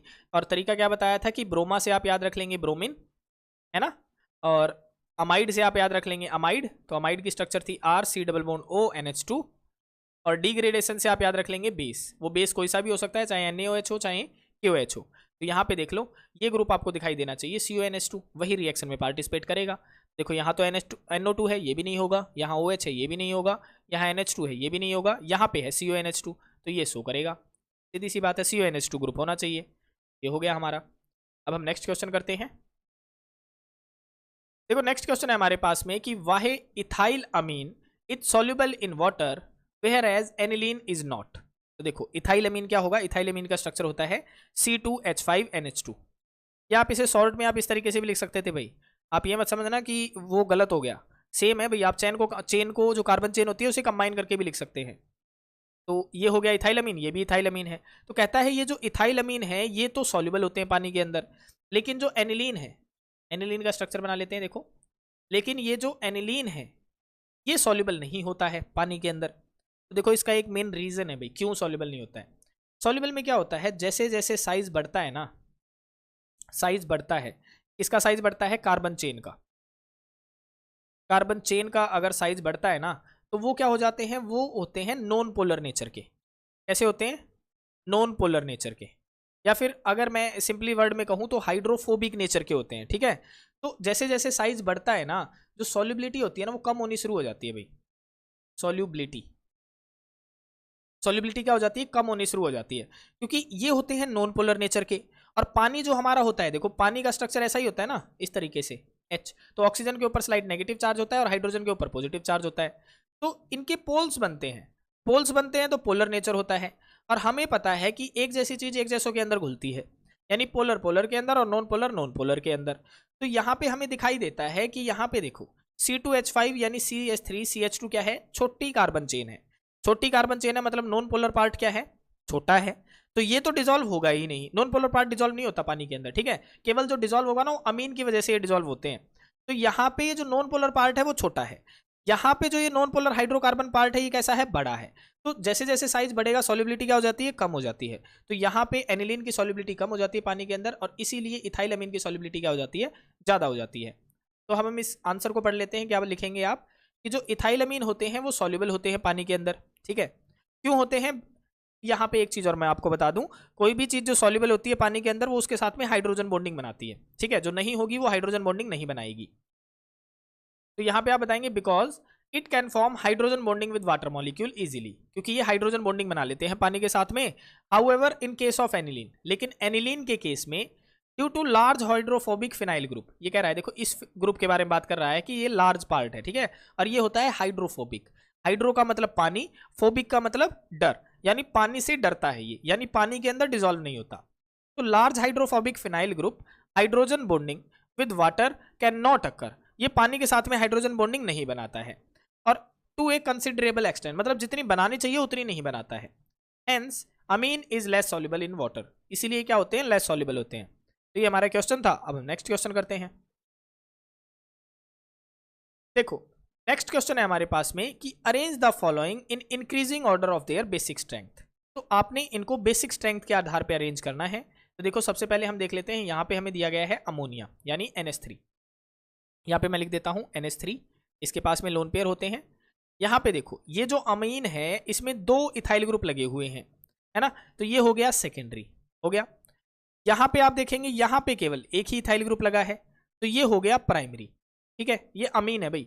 और यहाँ पे आप देख रहे हैं ये है एनिलीन C6H5NH2, तो ये हो गया एनिलीन, एनिलीन ये हो गया, ठीक है, C6H5NH2, ये पहला वाला हो गया। तो मैंने बताया था कि एनिलीन में तो क्या होते हैं, ये जो लोन पेयर होते हैं तो अवेलेबल ही नहीं होते, क्योंकि ये होते हैं रेजोनेंस प्रोसेस के अंदर इन्वॉल्व। और जब ये रेजोनेंस प्रोसेस के अंदर इन्वॉल्व होंगे तो इसकी जो बेसिक स्ट्रेंथ है वो क्या हो जाएगी, बिल्कुल ही कम हो जाती है। तो ये तो सबसे लास्ट में आने वाला है। तो देखो यहाँ पे सबसे जो कम है ना वो यही है बेसिक स्ट्रेंथ में, दिख रहा है आपको आंसर के अंदर, ये सबसे कम बेसिक स्ट्रेंथ के अंदर है। बाकी के जो तीनों हैं ये इससे तीनों से ज़्यादा, तीनों जो हैं इससे तो ज़्यादा स्ट्रांग ही बेस होंगे। क्यों होंगे, क्योंकि तीनों के पास में लोन पेयर है, देखो इसके पास में भी है, और ना ये रेजोनेंस में अवेलेबल, मतलब ना ये रेजोनेंस में इन्वॉल्व है और ये अवेलेबल है डोनेशन के लिए। और यहाँ पे देखो सेकेंडरी के अंदर भी लोन पेयर है, प्राइमरी के अंदर भी लोन पेयर है ना। फिर यहाँ पे सबसे ज़्यादा किसका होगा, तो मैंने बताया था कि ये जो ग्रुप होते हैं ना C2H5 हो गया या CH3 ग्रुप हो गया, ये इलेक्ट्रॉन डोनेटिंग ग्रुप होते हैं, यानी ये इलेक्ट्रॉन डोनेट करते हैं। और जितने ज़्यादा ये इलेक्ट्रॉन देंगे नाइट्रोजन के ऊपर लोन पेयर टेंडेंसी यानी नेगेटिव चार्ज टेंडेंसी ज़्यादा होती है, और जितनी ज़्यादा नेगेटिव चार्ज डेंसिटी बढ़ेगी उतनी ही ज़्यादा क्या बढ़ेगी, बेसिसिटी बढ़ेगी, सीधी सी बात है। तो यहाँ पे 2-2 लगे हुए हैं, इसीलिए सबसे ज़्यादा बेसिक नेचर देखो इसी का होगा। इसमें एक है तो इसमें एक मतलब इससे कम होगा, और इसमें एक भी नहीं था तो इसका और भी कम होगा, और इसका तो सबसे कम होगा ही, है ना। देखो यहाँ पे हमने इसके रीज़न भी बताए हैं कि जो अल्काइल ग्रुप होते हैं वो इंक्रीज कर देते हैं इलेक्ट्रॉन डेंसिटी और नाइट्रोजन एटम। क्यों इंक्रीज करते हैं, क्योंकि उनका प्लस आई इफेक्ट होता है। प्लस आई का मतलब होता है इंडक्टिव इफेक्ट, और इंडक्टिव को अगर सिंपल वर्ड्स में अगर मैं बताऊं तो ये इलेक्ट्रॉन डोनेटिंग ग्रुप होते हैं, ठीक है। और in aniline lone pair is delocalised in benzene ring, aniline के अंदर लोन पेयर डीलोकलाइज्ड होते हैं बेंजीन रिंग के अंदर, सो बेसिसिटी क्या हो जाती है, कम हो जाती है, ठीक है। अब हम नेक्स्ट क्वेश्चन करते हैं। देखो नेक्स्ट क्वेश्चन है हमारे पास में कि why diazonium salt of aromatic amines are more soluble than aliphatic amines. देखो कहता है कि मेरे पास में तो है एक एरोमेटिक का डाइजोनियम सॉल्ट इस तरीके से N2Cl, ये है, ठीक है, पॉजिटिव और नेगेटिव, और एक है मेरे पास में एलिफेटिक का N2Cl, पॉजिटिव नेगेटिव। तो वो कहता है कि जो डाइजोनियम सॉल्ट है ना एरोमेटिक अमीन्स का, यानी ये जो एरोमेटिक अमीन्स का जो डाइजोनियम सॉल्ट है ये मोर सॉल्युबल है, नहीं सॉरी क्या है, आर मोर स्टेबल, ये क्या है, मोर स्टेबल, ज्यादा स्टेबल है, मोर स्टेबल। लेकिन ये जो एलिफेटिक वाला है ये क्या है, ये लेस स्टेबल है। तो ऐसा क्यों है, ऐसा क्यों है? देखो मेन चीज क्या है, मेन चीज होती है स्टेबिलिटी के ऊपर, और स्टेबिलिटी में आपने ध्यान रखना है कि जितनी ज्यादा रेजोनेंस प्रोसेस जिसके अंदर चलती है, जितनी ज्यादा रेजोनेंस प्रोसेस जिसके अंदर चलती है उसकी स्टेबिलिटी उतनी ही ज्यादा होती है, उसकी स्टेबिलिटी उतनी ही ज्यादा होती है। तो यहाँ पे नाइट्रोजन के ऊपर जो पॉजिटिव चार्ज होता है ना, ये भी रेजोनेंस प्रोसेस के अंदर क्या होता है, इन्वॉल्व होता है। लेकिन इसके अंदर जो ये पॉजिटिव चार्ज होता है ये रेजोनेंस प्रोसेस के अंदर इन्वॉल्व नहीं होता है, जिसके कारण ये लेस स्टेबल होता है और ये ज्यादा स्टेबल होता है। तो आंसर आप बताएंगे कि जो डाइजोनियम सॉल्ट होते हैं एरोमेटिक अमीन के वो ज्यादा स्टेबल होते हैं ड्यू टू रेजोनेंस स्टेबलाइजेशन। क्यों होते हैं? क्योंकि उनके अंदर रेजोनेंस प्रोसेस चलती है, रेजोनेंस स्टेबलाइजेशन के अंदर with the benzene ring, benzene ring के साथ में, लेकिन इसमें नहीं चलती है, ठीक है। तो ये हमारा क्वेश्चन था। अब हम नेक्स्ट देखते हैं। देखो नेक्स्ट क्वेश्चन है हमारे पास में कि why are aliphatic amines stronger base than aromatic amine. देखो यहाँ पे क्या होगा, जो भी आपको ज्यादा बेस कहे ना, इसका मतलब ये है कि उसके पास में लोन पेयर इलेक्ट्रॉन अवेलेबल है, और जो लेस बेसिक होता है उसके पास में लोन पेयर इलेक्ट्रॉन अवेलेबल नहीं है। ये बात आपने ध्यान रखनी है, ठीक है। तो यहाँ देखो एलिफेटिक अमीन किसे कह रहा है, जैसे मैं कह दूं कि अमीन को, यानी RNS2 इसे कह रहा है ये एलिफेटिक अमीन, और एरोमेटिक अमीन किसे कह रहा है, ये मेनली एनिलीन को कह रहा है अभी, ठीक है। तो यहाँ पे मैंने एनिलीन बना लिया, एरोमेटिक अमीन। तो मैंने अभी अभी बताया था कि एनिलीन के अंदर जो, यानी जो एरोमेटिक अमीन है उनके अंदर जो लोन पेयर इलेक्ट्रॉन होते हैं वो तो रेजोनेंस प्रोसेस में इन्वॉल्व होते हैं, तो ये तो अवेलेबल ही नहीं होते डोनेशन के लिए। अवेलेबल नहीं होते तो इनकी बेसिक स्ट्रेंथ तो वैसे ही कम होगी, है ना। और यहाँ पे जो ये एलिफेटिक अमीन है, यानी जो सिंपल अमीन है, उनके जो ये लोन पेयर इलेक्ट्रॉन होते हैं ये अवेलेबल होते हैं, इसीलिए इनकी बेसिसिटी क्या होती है, ज़्यादा होती है ना, क्योंकि अवेलेबल होते हैं फॉर डोनेशन, है ना। तो यहाँ पे आप क्या बताएंगे कि ये दोनों के दोनों वैसे तो लेविस बेस होंगे, कि लेविस बेस कौन से होते हैं, जिनके पास में लोन पेयर इलेक्ट्रॉन होते हैं। तो इसके पास में भी लोन पेयर इलेक्ट्रॉन है और इसके पास में भी लोन पेयर इलेक्ट्रॉन है, तो ये दोनों के दोनों लेविस बेस हैं due to lone pair at N atom which can be donated to proton, क्योंकि इनके पास में लोन पेयर हैं और ये किसको डोनेट कर सकते हैं, प्रोटोन को डोनेट कर सकते हैं। इन एलिफेटिक अमीन, लेकिन जो एलिफेटिक अमीन के अंदर क्या होता है, the plus I affect of alkyl group. देखो इसका कौन सा अफेक्ट होगा, प्लस आई। प्लस आई को अगर मैं सिंपल वर्ड्स में कहूं तो ये इलेक्ट्रॉन डोनेटिंग ग्रुप है, जो कि नाइट्रोजन के ऊपर लोन पेयर इलेक्ट्रॉन की टेंडेंसी यानी इलेक्ट्रॉन डेंसिटी बढ़ा देती है, ठीक है। तो affect of alkyl group increases the electron density at N atom and facilitate donation of lone pair, so increase basic strength. कहता है कि ये जो इलेक्ट्रॉन डोनेटिंग ग्रुप है ये नाइट्रोजन के ऊपर जो लोन पेयर इलेक्ट्रॉन की इलेक्ट्रॉन डेंसिटी है उसे बढ़ा देगा, जिसके कारण ये क्या कर सकते हैं, ये लोन पेयर को डोनेट करने के लिए उत्साहित करता है और इसकी बेसिसिटी बढ़ा देता है, बढ़ा दी। दूसरा आप क्या कह सकते हैं इसी के बारे में, आप कह सकते हैं कि lone pair remains available at nitrogen atom for donation, कि एलिफेटिक अमीन के अंदर लोन पेयर क्या होते हैं, अवेलेबल होते हैं डोनेशन के लिए। Hence more basic nature of alkyl amine, जिसके कारण इनका बेसिक नेचर क्या होता है, बढ़ जाता है। वाहिल इन एरोमेटिक अमीन, लेकिन एरोमेटिक अमीन के अंदर क्या होते हैं, the lone pair get delocalize towards benzene ring, ये जो लोन पेयर होते हैं वो डीलोकलाइज हो जाते हैं रेजोनेंस के अंदर बेंजीन रिंग पे। Hence it does not remain available for donation to proton, इसीलिए ये अवेलेबल ही नहीं होते हैं डोनेशन के लिए lone pair. Therefore aryl amines are less basic, इसीलिए ये क्या होते हैं, लेस बेसिक होते हैं। अब हम नेक्स्ट क्वेश्चन करते हैं। नेक्स्ट क्वेश्चन है हमारे पास में कि write a short note on diazotisation reaction. देखो ये मोस्ट इंपॉर्टेंट रिएक्शन है डाइअज़ोटाइजेशन रिएक्शन। इसमें मेनली होता क्या है, इसमें एक एनिलीन होता है, ठीक है, एनिलीन होता है, इस तरीके से एनिलीन होगा और उसकी रिएक्शन करवाई जाती है किसके साथ में, NaNO2 जमा में HCl in the presence of 0 to 5 degree Celsius temperature. इसकी प्रेजेंस में रिएक्शन करवाई जाती है और ये एनिलीन कन्वर्ट हो जाता है बेंजीन डाइजोनियम क्लोराइड के अंदर। यानी बेंजीन के ऊपर आप N2Cl लगा देंगे, इसके ऊपर पॉजिटिव चार्ज, इसके ऊपर नेगेटिव चार्ज। ये रिएक्शन होती है हमारी डाइएजोटाइजेशन रिएक्शन।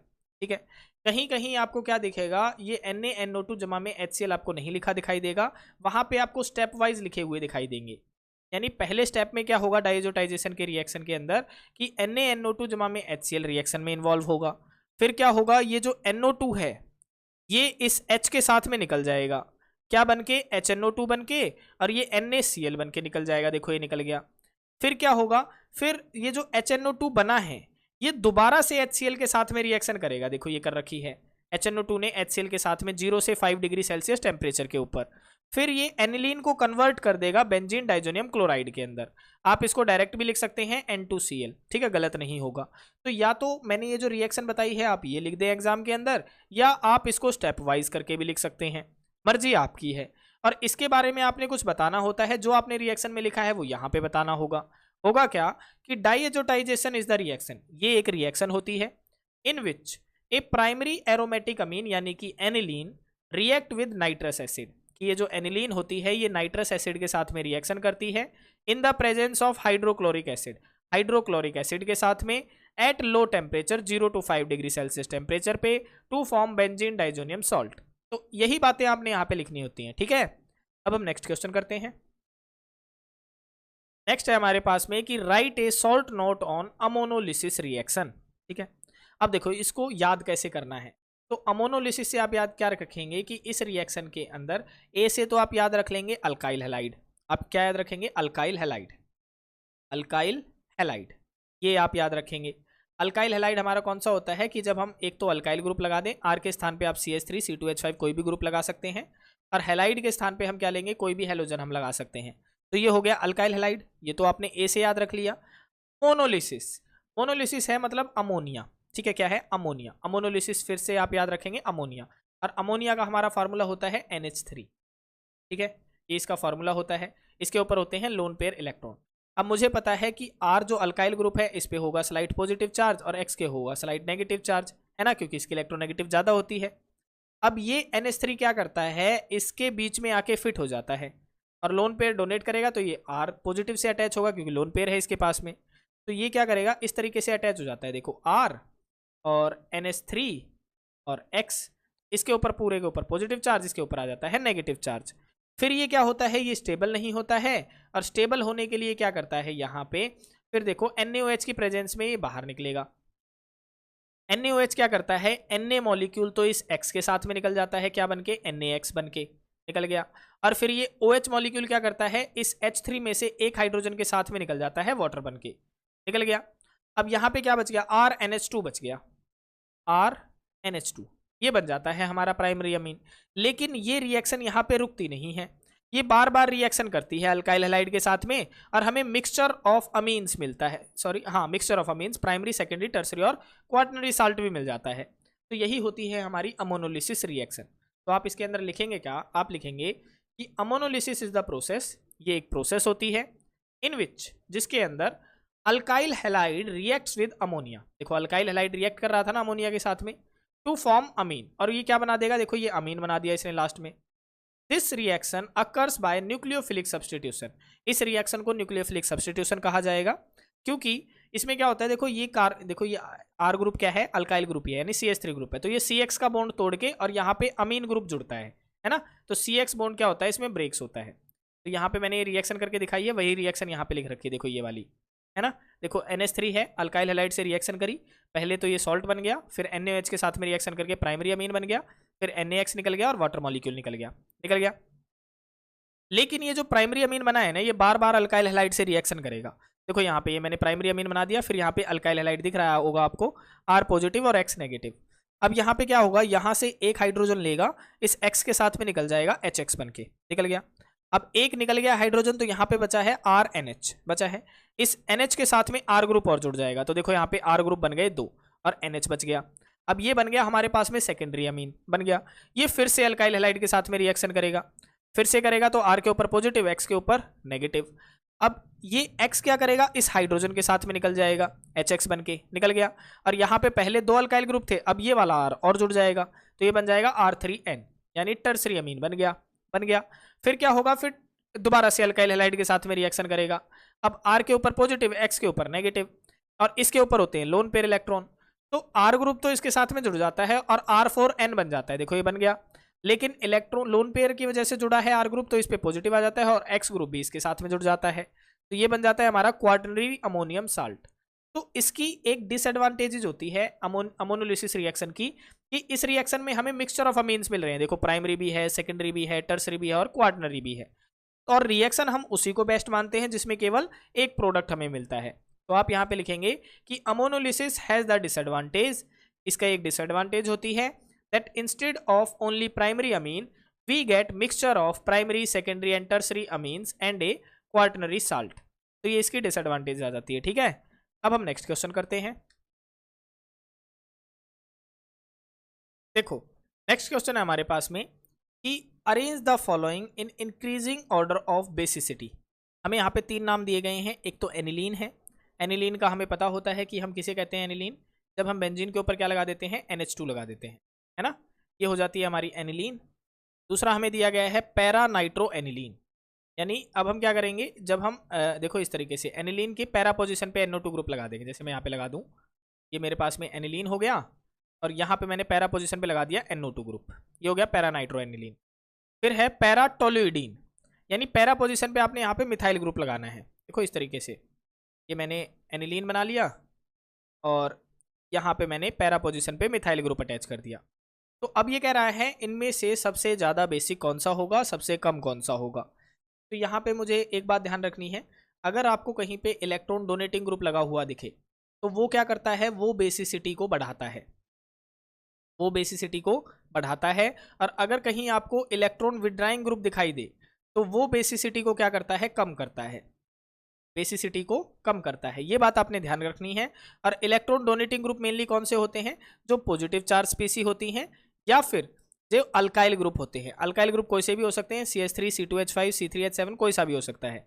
और इलेक्ट्रॉन विड्राइंग ग्रुप मेनली जिनके ऊपर नेगेटिव चार्ज स्पीसी होती है, जैसे NO2 ग्रुप हो गया, है ना, इस तरीके की स्पीसीज जिनके ऊपर नेगेटिव चार्ज हो गया, जैसे साइनाइड हो गया, ये इलेक्ट्रॉन विड्राइंग स्पीसीज हैं। तो यहाँ पे आपको दिखाई दे रहा है कि एक में तो लगा हुआ है इलेक्ट्रॉन डोनेटिंग ग्रुप, है ना, इसका मतलब ये तो बेसिसिटी को बढ़ाएगा, सीधी सी बात है। और ये लगा हुआ है electron withdrawing group, electron withdrawing group, तो ये बेसिसिटी को क्या करेगा, कम करेगा। और यहाँ पे लगा हुआ है हाइड्रोजन, और हाइड्रोजन ना तो बेसिसिटी को बढ़ाता है ना बेसिसिटी को कम करता है। तो एनिलीन की जो बेसिसिटी होगी वो तो आएगी बीच में, देखो ये यहाँ पे बीच में दिखा रखी है, सबसे ज्यादा होगी पैराटोल्यूडीन की और सबसे कम होगी जो इलेक्ट्रॉन विड्राइंग ग्रुप वाले की है उसकी हो जाएगी, ठीक है, क्योंकि इलेक्ट्रॉन विड्राइंग ग्रुप क्या करते हैं, लोन पेयर को अपनी तरफ खींचते हैं। तो यहाँ पे NO2 ग्रुप क्या करेगा, ये पहले तो रेजोनेंस प्रोसेस चलनी चाहिए थी और अब क्या करेगी, इसकी होने की वजह से रेजोनेंस और भी ज़्यादा चलेगी, तो अवेलेबल नहीं रहे लोन पेयर, अवेलेबल नहीं रहे तो बेसिसिटी कम हो जाएगी, है ना। तो अब यहाँ पे आंसर में क्या लिखेंगे आप कि an electron releasing group present in the benzene ring in addition to the NH2 group stabilize the cation.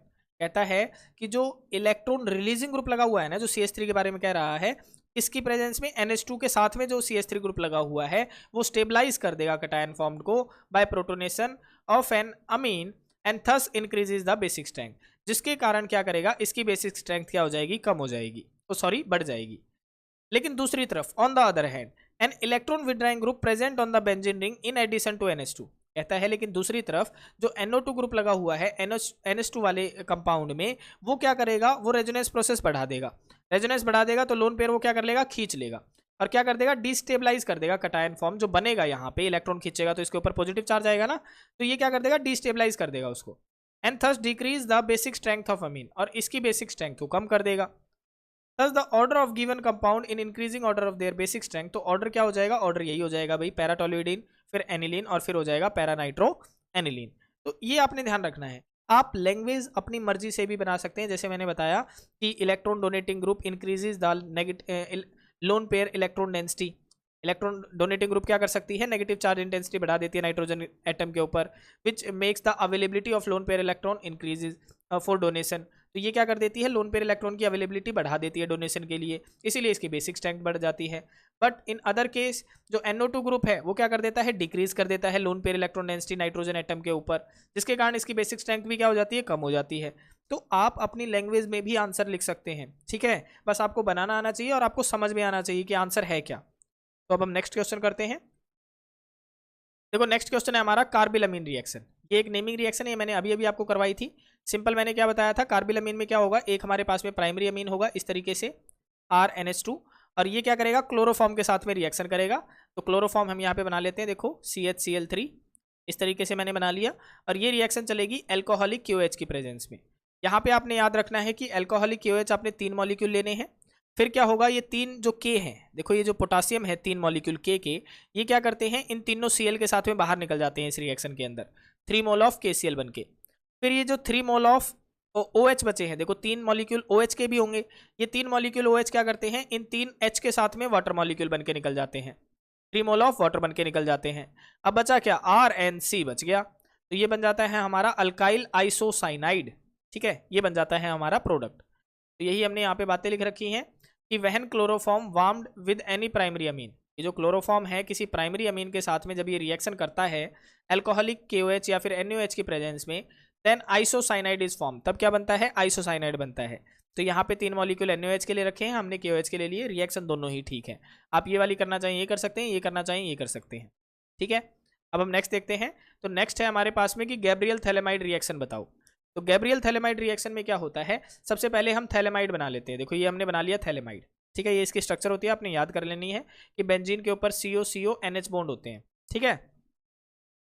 इसमें हम डालते हैं एल्कोहलिक KOH। जैसे ही हम एल्कोहलिक KOH डालते हैं तो ये क्या करता है, ये वाला जो H एटम है ये वाला इस OH के साथ में बाहर निकल जाता है, वाटर बन के निकल गया, और ये K एटम इस हाइड्रोजन की जगह ले लेता है यहाँ पे आके, और ये बना देता है पोटेशियम थैलेमाइड। देखो सिर्फ यहाँ पे चेंजेस हुआ है, यहाँ पे आपको दिख रहा है सिर्फ K लगा है, तो ये बन गया पोटेशियम थैलेमाइड एल्कोहलिक KOH की प्रेजेंस में।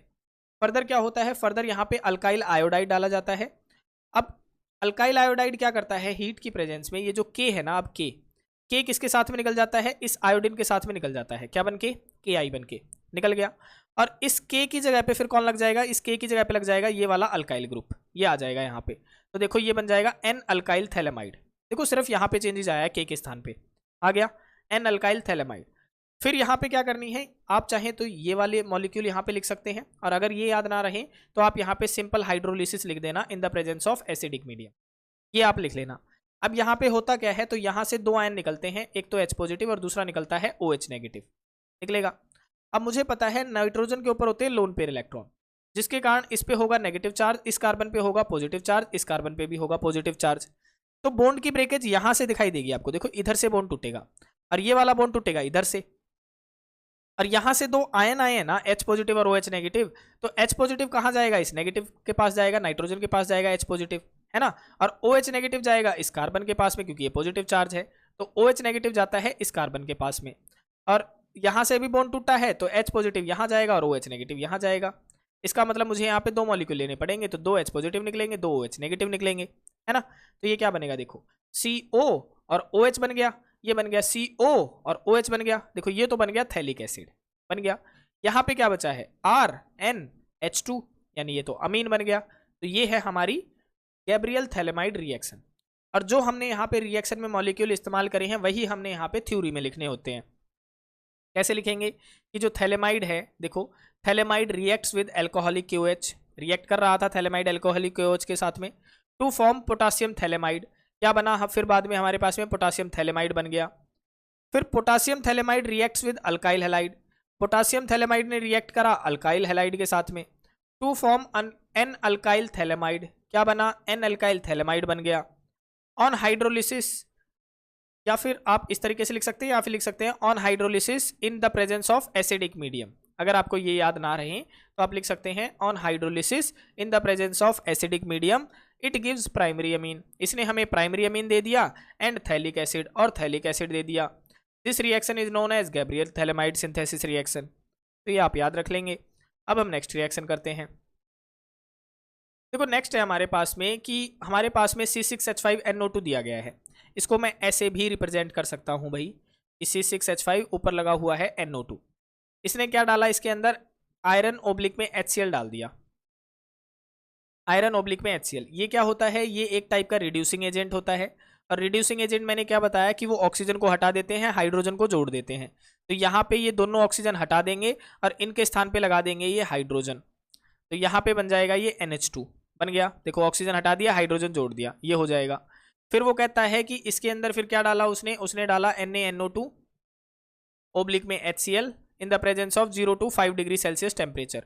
तो ये रिएजेंट हम किस में डालते थे, तो आपने याद रखना है, ये डालते थे हम डाईएजोटाइजेशन रिएक्शन के अंदर, डाईएजोटाइजेशन रिएक्शन के अंदर। फिर एनिलीन किस में कन्वर्ट हो जाता था जब हम ये डाल देते थे, तो ये बन जाता था बेंजीन डाइजोनियम क्लोराइड, यानी N2Cl, पॉजिटिव नेगेटिव। तो यही चीजें हमने यहाँ पे लिख देनी है। देखो आंसर के अंदर कि नाइट्रोबेंजीन था, ये था, आयरन HCl डाला, एनिलीन बन गया, ये बन गया। फिर ये रिएजेंट डाले तो बेंजीन डाइजोनियम क्लोराइड बन गया, ये बन गया। ठीक है, अब हम नेक्स्ट देखते हैं। देखो नेक्स्ट है हमारे पास में कि हॉफमैन ब्रोमामाइड रिएक्शन क्या होती है। तो मैंने अभी अभी इसको याद करने का तरीका भी बताया था शायद ऊपर, कि ब्रोमा से तो आप याद रख लेंगे कि हम इसके अंदर डालते हैं ब्रोमीन, ठीक है। अमाइड से आप याद रख लेंगे कि हम इसके अंदर डालते हैं अमाइड, RC+O NH2, ये अमाइड हो गया। और डिग्रेडेशन, हॉफमैन ब्रोमामाइड डिग्रेडेशन भी लगा देते हैं इसके अंदर, ठीक है। तो डिग्रेडेशन से आप याद रखेंगे कि हम इसके अंदर बेस डालते हैं, हम यहाँ पे NaOH भी लिख सकते हैं और KOH भी। तो इसका जो मेन काम था क्या था कि कार्बोनिल मॉलिक्यूल जो ये होता है ना, ये वाला जो मॉलिक्यूल होता है, इसे इसको गायब करना होता है। और जो बचता है, क्या बचता है, RNH2, ये बन जाता है हमारा प्राइमरी अमीन। ये इसका मेन काम है। बाकी जो प्रोडक्ट निकलते हैं वो साइड प्रोडक्ट होते हैं, तो उन्हें आप क्या बताएंगे। देखो जैसे Na है, Na अगर Br से रिएक्ट करेगा तो क्या बन सकता है, NaBr बनेगा, सिंपल सी बात है। प्लस में किसी भी रिएक्शन के अंदर अगर आप एसिड और बेस डाल रहे हैं तो इसका मतलब वाटर भी वहां पे निकलेगा, साइड प्रोडक्ट बन के निकल गया। और क्या बचा है, तो यहाँ पे सोडियम है, यहाँ पे कार्बोनिल मॉलिक्यूल निकल रहा है। तो कार्बोनिल मॉलिक्यूल ऐसे थोड़ी गायब हो जाएगा, वो तो किसी कंपाउंड के फॉर्म में निकलेगा। तो ये सोडियम कार्बोनेट बन के बाहर निकल जाता है। ये है हॉफमैन ब्रोमामाइड डिग्रेडेशन रिएक्शन, ऐसे आपने याद करनी है। तो यहाँ पे हमने लिखी रखी है कि इन दिस रिएक्शन अमाइड जो होता है वो ट्रीट किया जाता है ब्रोमीन और अल्कली की प्रेजेंस में टू ऑब्टेन प्राइमरी अमीन, हमें मिल जाता है प्राइमरी अमीन। तो देखो ये रिएक्शन हमने एज इट इज लिख के दिखा रखी है, आप ये भी कर सकते हैं और ये भी कर सकते हैं, दोनों ठीक है, ठीक है। और यहाँ पे एरोमेटिक अमीन बना के भी दिखा दिया। सिर्फ R की जगह पे क्या लगाया है, बेंजीन लगाया, और कुछ भी नहीं लगाया। देखो ये वाला लगा रखा है सिर्फ बेंजीन, सिर्फ बेंजीन लगाया, बाकी सारी चीजें सेम है। CONH2, ब्रोमीन सेम है, KOH सेम है। फिर यहाँ पे क्या हुआ है, देखो अब RNH2 बना था तो वहां पे फिर से R की जगह पे बेंजीन लगाई है। बाकी साइड प्रोडक्ट सेम है। अगर हम KOH लेंगे तो K2CrCO3 निकलेगा, सोडियम लेंगे तो Na2CO3 निकलेगा, KBr निकलेगा, वाटर निकलेगा। बैलेंसिंग करने की कोई जरूरत नहीं है, आप सिंपल याद कर लेना इनको, ठीक है। अब हमारा नेक्स्ट क्वेश्चन है कि कपलिंग रिएक्शन क्या होती है। तो देखो कपलिंग रिएक्शन मेनली दो चीज़ों के साथ में बनती है, मैंने पहले भी बताया था, अभी भी बताया था कि इसके अंदर क्या बनते हैं, मेनली डाइज बनती हैं, डाई। और डाई हम यहाँ पे दो ही कलर की बनाते हैं, एक तो ऑरेंज डाई, दूसरी येलो डाई, ठीक है। और यहाँ पे रिएक्शन चलेगी, एक तो फिनॉल के साथ में चलेगी, दूसरी चलेगी एनिलीन के साथ में। तो सबसे पहली रिएक्शन है हमारी कि विद फिनॉल बना के दिखाओ, फिनॉल के साथ में। तो फिनॉल क्या होता है, जब हम बेंजीन के ऊपर OH अटैच कर देते हैं, तो आपने यहाँ पे ध्यान रखना है, OH लगा लेना है भाई, ये थोड़ी सी क्लैरिकल मिस्टेक है। तो यहाँ पे OH हो जाएगा। तो ये हमने बेंजीन डाइजोनियम क्लोराइड बना दिया, बेंजीन के ऊपर N2Cl लगा दिया। अब होगा क्या, देखो फिनॉल में OH के साथ में कोई छेड़खानी नहीं करनी है। इसमें रिएक्शन कौन करता है, जो बेंजीन के ऊपर हाइड्रोजन होता है। अब इसका जो ये क्लोरीन एटम है, ये क्या करेगा, इस हाइड्रोजन के साथ में बाहर निकल जाएगा, क्या बन के, HCl बन के। ये तो बाहर निकल गया। अब बचा क्या, तो देखो बेंजीन सिंगल बॉन्ड N2, और ये फिर ये जो मॉलिक्यूल है ये अटैच हो जाएगा। देखो बेंजीन N2, फिर देखो इसके साथ में यहाँ पे इससे अटैच हो गया डायरेक्ट, ये N मॉलिक्यूल ये अटैच करवा दिया, और OH एज इट इज है। तो ये जो डाई बनती है ना, इसे हम बोलते हैं पैरा हाइड्रोक्सी अजोबेंजीन, इस मॉलिक्यूल का नाम है। इसे ही हम बोलते हैं अजोडाई। अगर आप कभी ये नाम भूल जाए ना तो आप अजोडाई याद रखना, ठीक है। और ये किस कलर की बनती है, फिनॉल के साथ में बनती है, ऑरेंज कलर की। एनिलीन के साथ में जो हमारी डाई बनती है वो कैसे बनेगी, तो देखो एनिलीन का स्ट्रक्चर ये होता है, बेंजीन के ऊपर NH2 ग्रुप लगा दिया है, और इसमें भी पार्टिसिपेट हाइड्रोजन ही करता है। तो यहाँ पे बेंजीन डाइजोनियम क्लोराइड है, ये क्या करेगा, ये हाइड्रोजन इस Cl के साथ में निकल जाएगा, और ये जो मॉलिक्यूल है ये इस डायरेक्टली यहाँ इस बॉन्ड से अटैच होगा। देखो ये यहाँ पे करवा दिया, ये भी क्या बना है, पैरा अमीनो अजोबेंजीन बन गया है। अगर आपको ये याद ना रहे तो आप अजोडाई याद रख लेना भाई, अजोडाई बन गई है। और ये किस कलर की होती है, तो ये इसका कलर होता है भाई येलो कलर, ठीक है। ये बातें आपने ध्यान रखनी है, क्लियर है। अब हम नेक्स्ट क्वेश्चन करते हैं।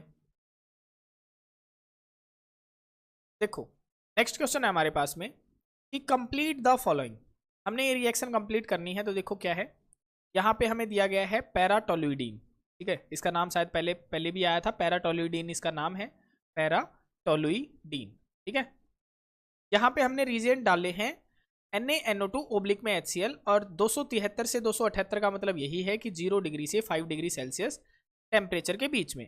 तो ये रिएजेंट हमारे कौन से थे, ये क्या करते थे, ये एनिलीन को किस में कन्वर्ट कर देते थे, बेंजीन डाइजोनियम क्लोराइड के अंदर एंटर कर देते थे। तो यहाँ पे सिर्फ यहाँ पे इसमें चेंजेस आ जाएगा, बाकी स्ट्रक्चर सेम रहेगी। यहाँ पे लग जाएगा N2Cl, पॉजिटिव नेगेटिव।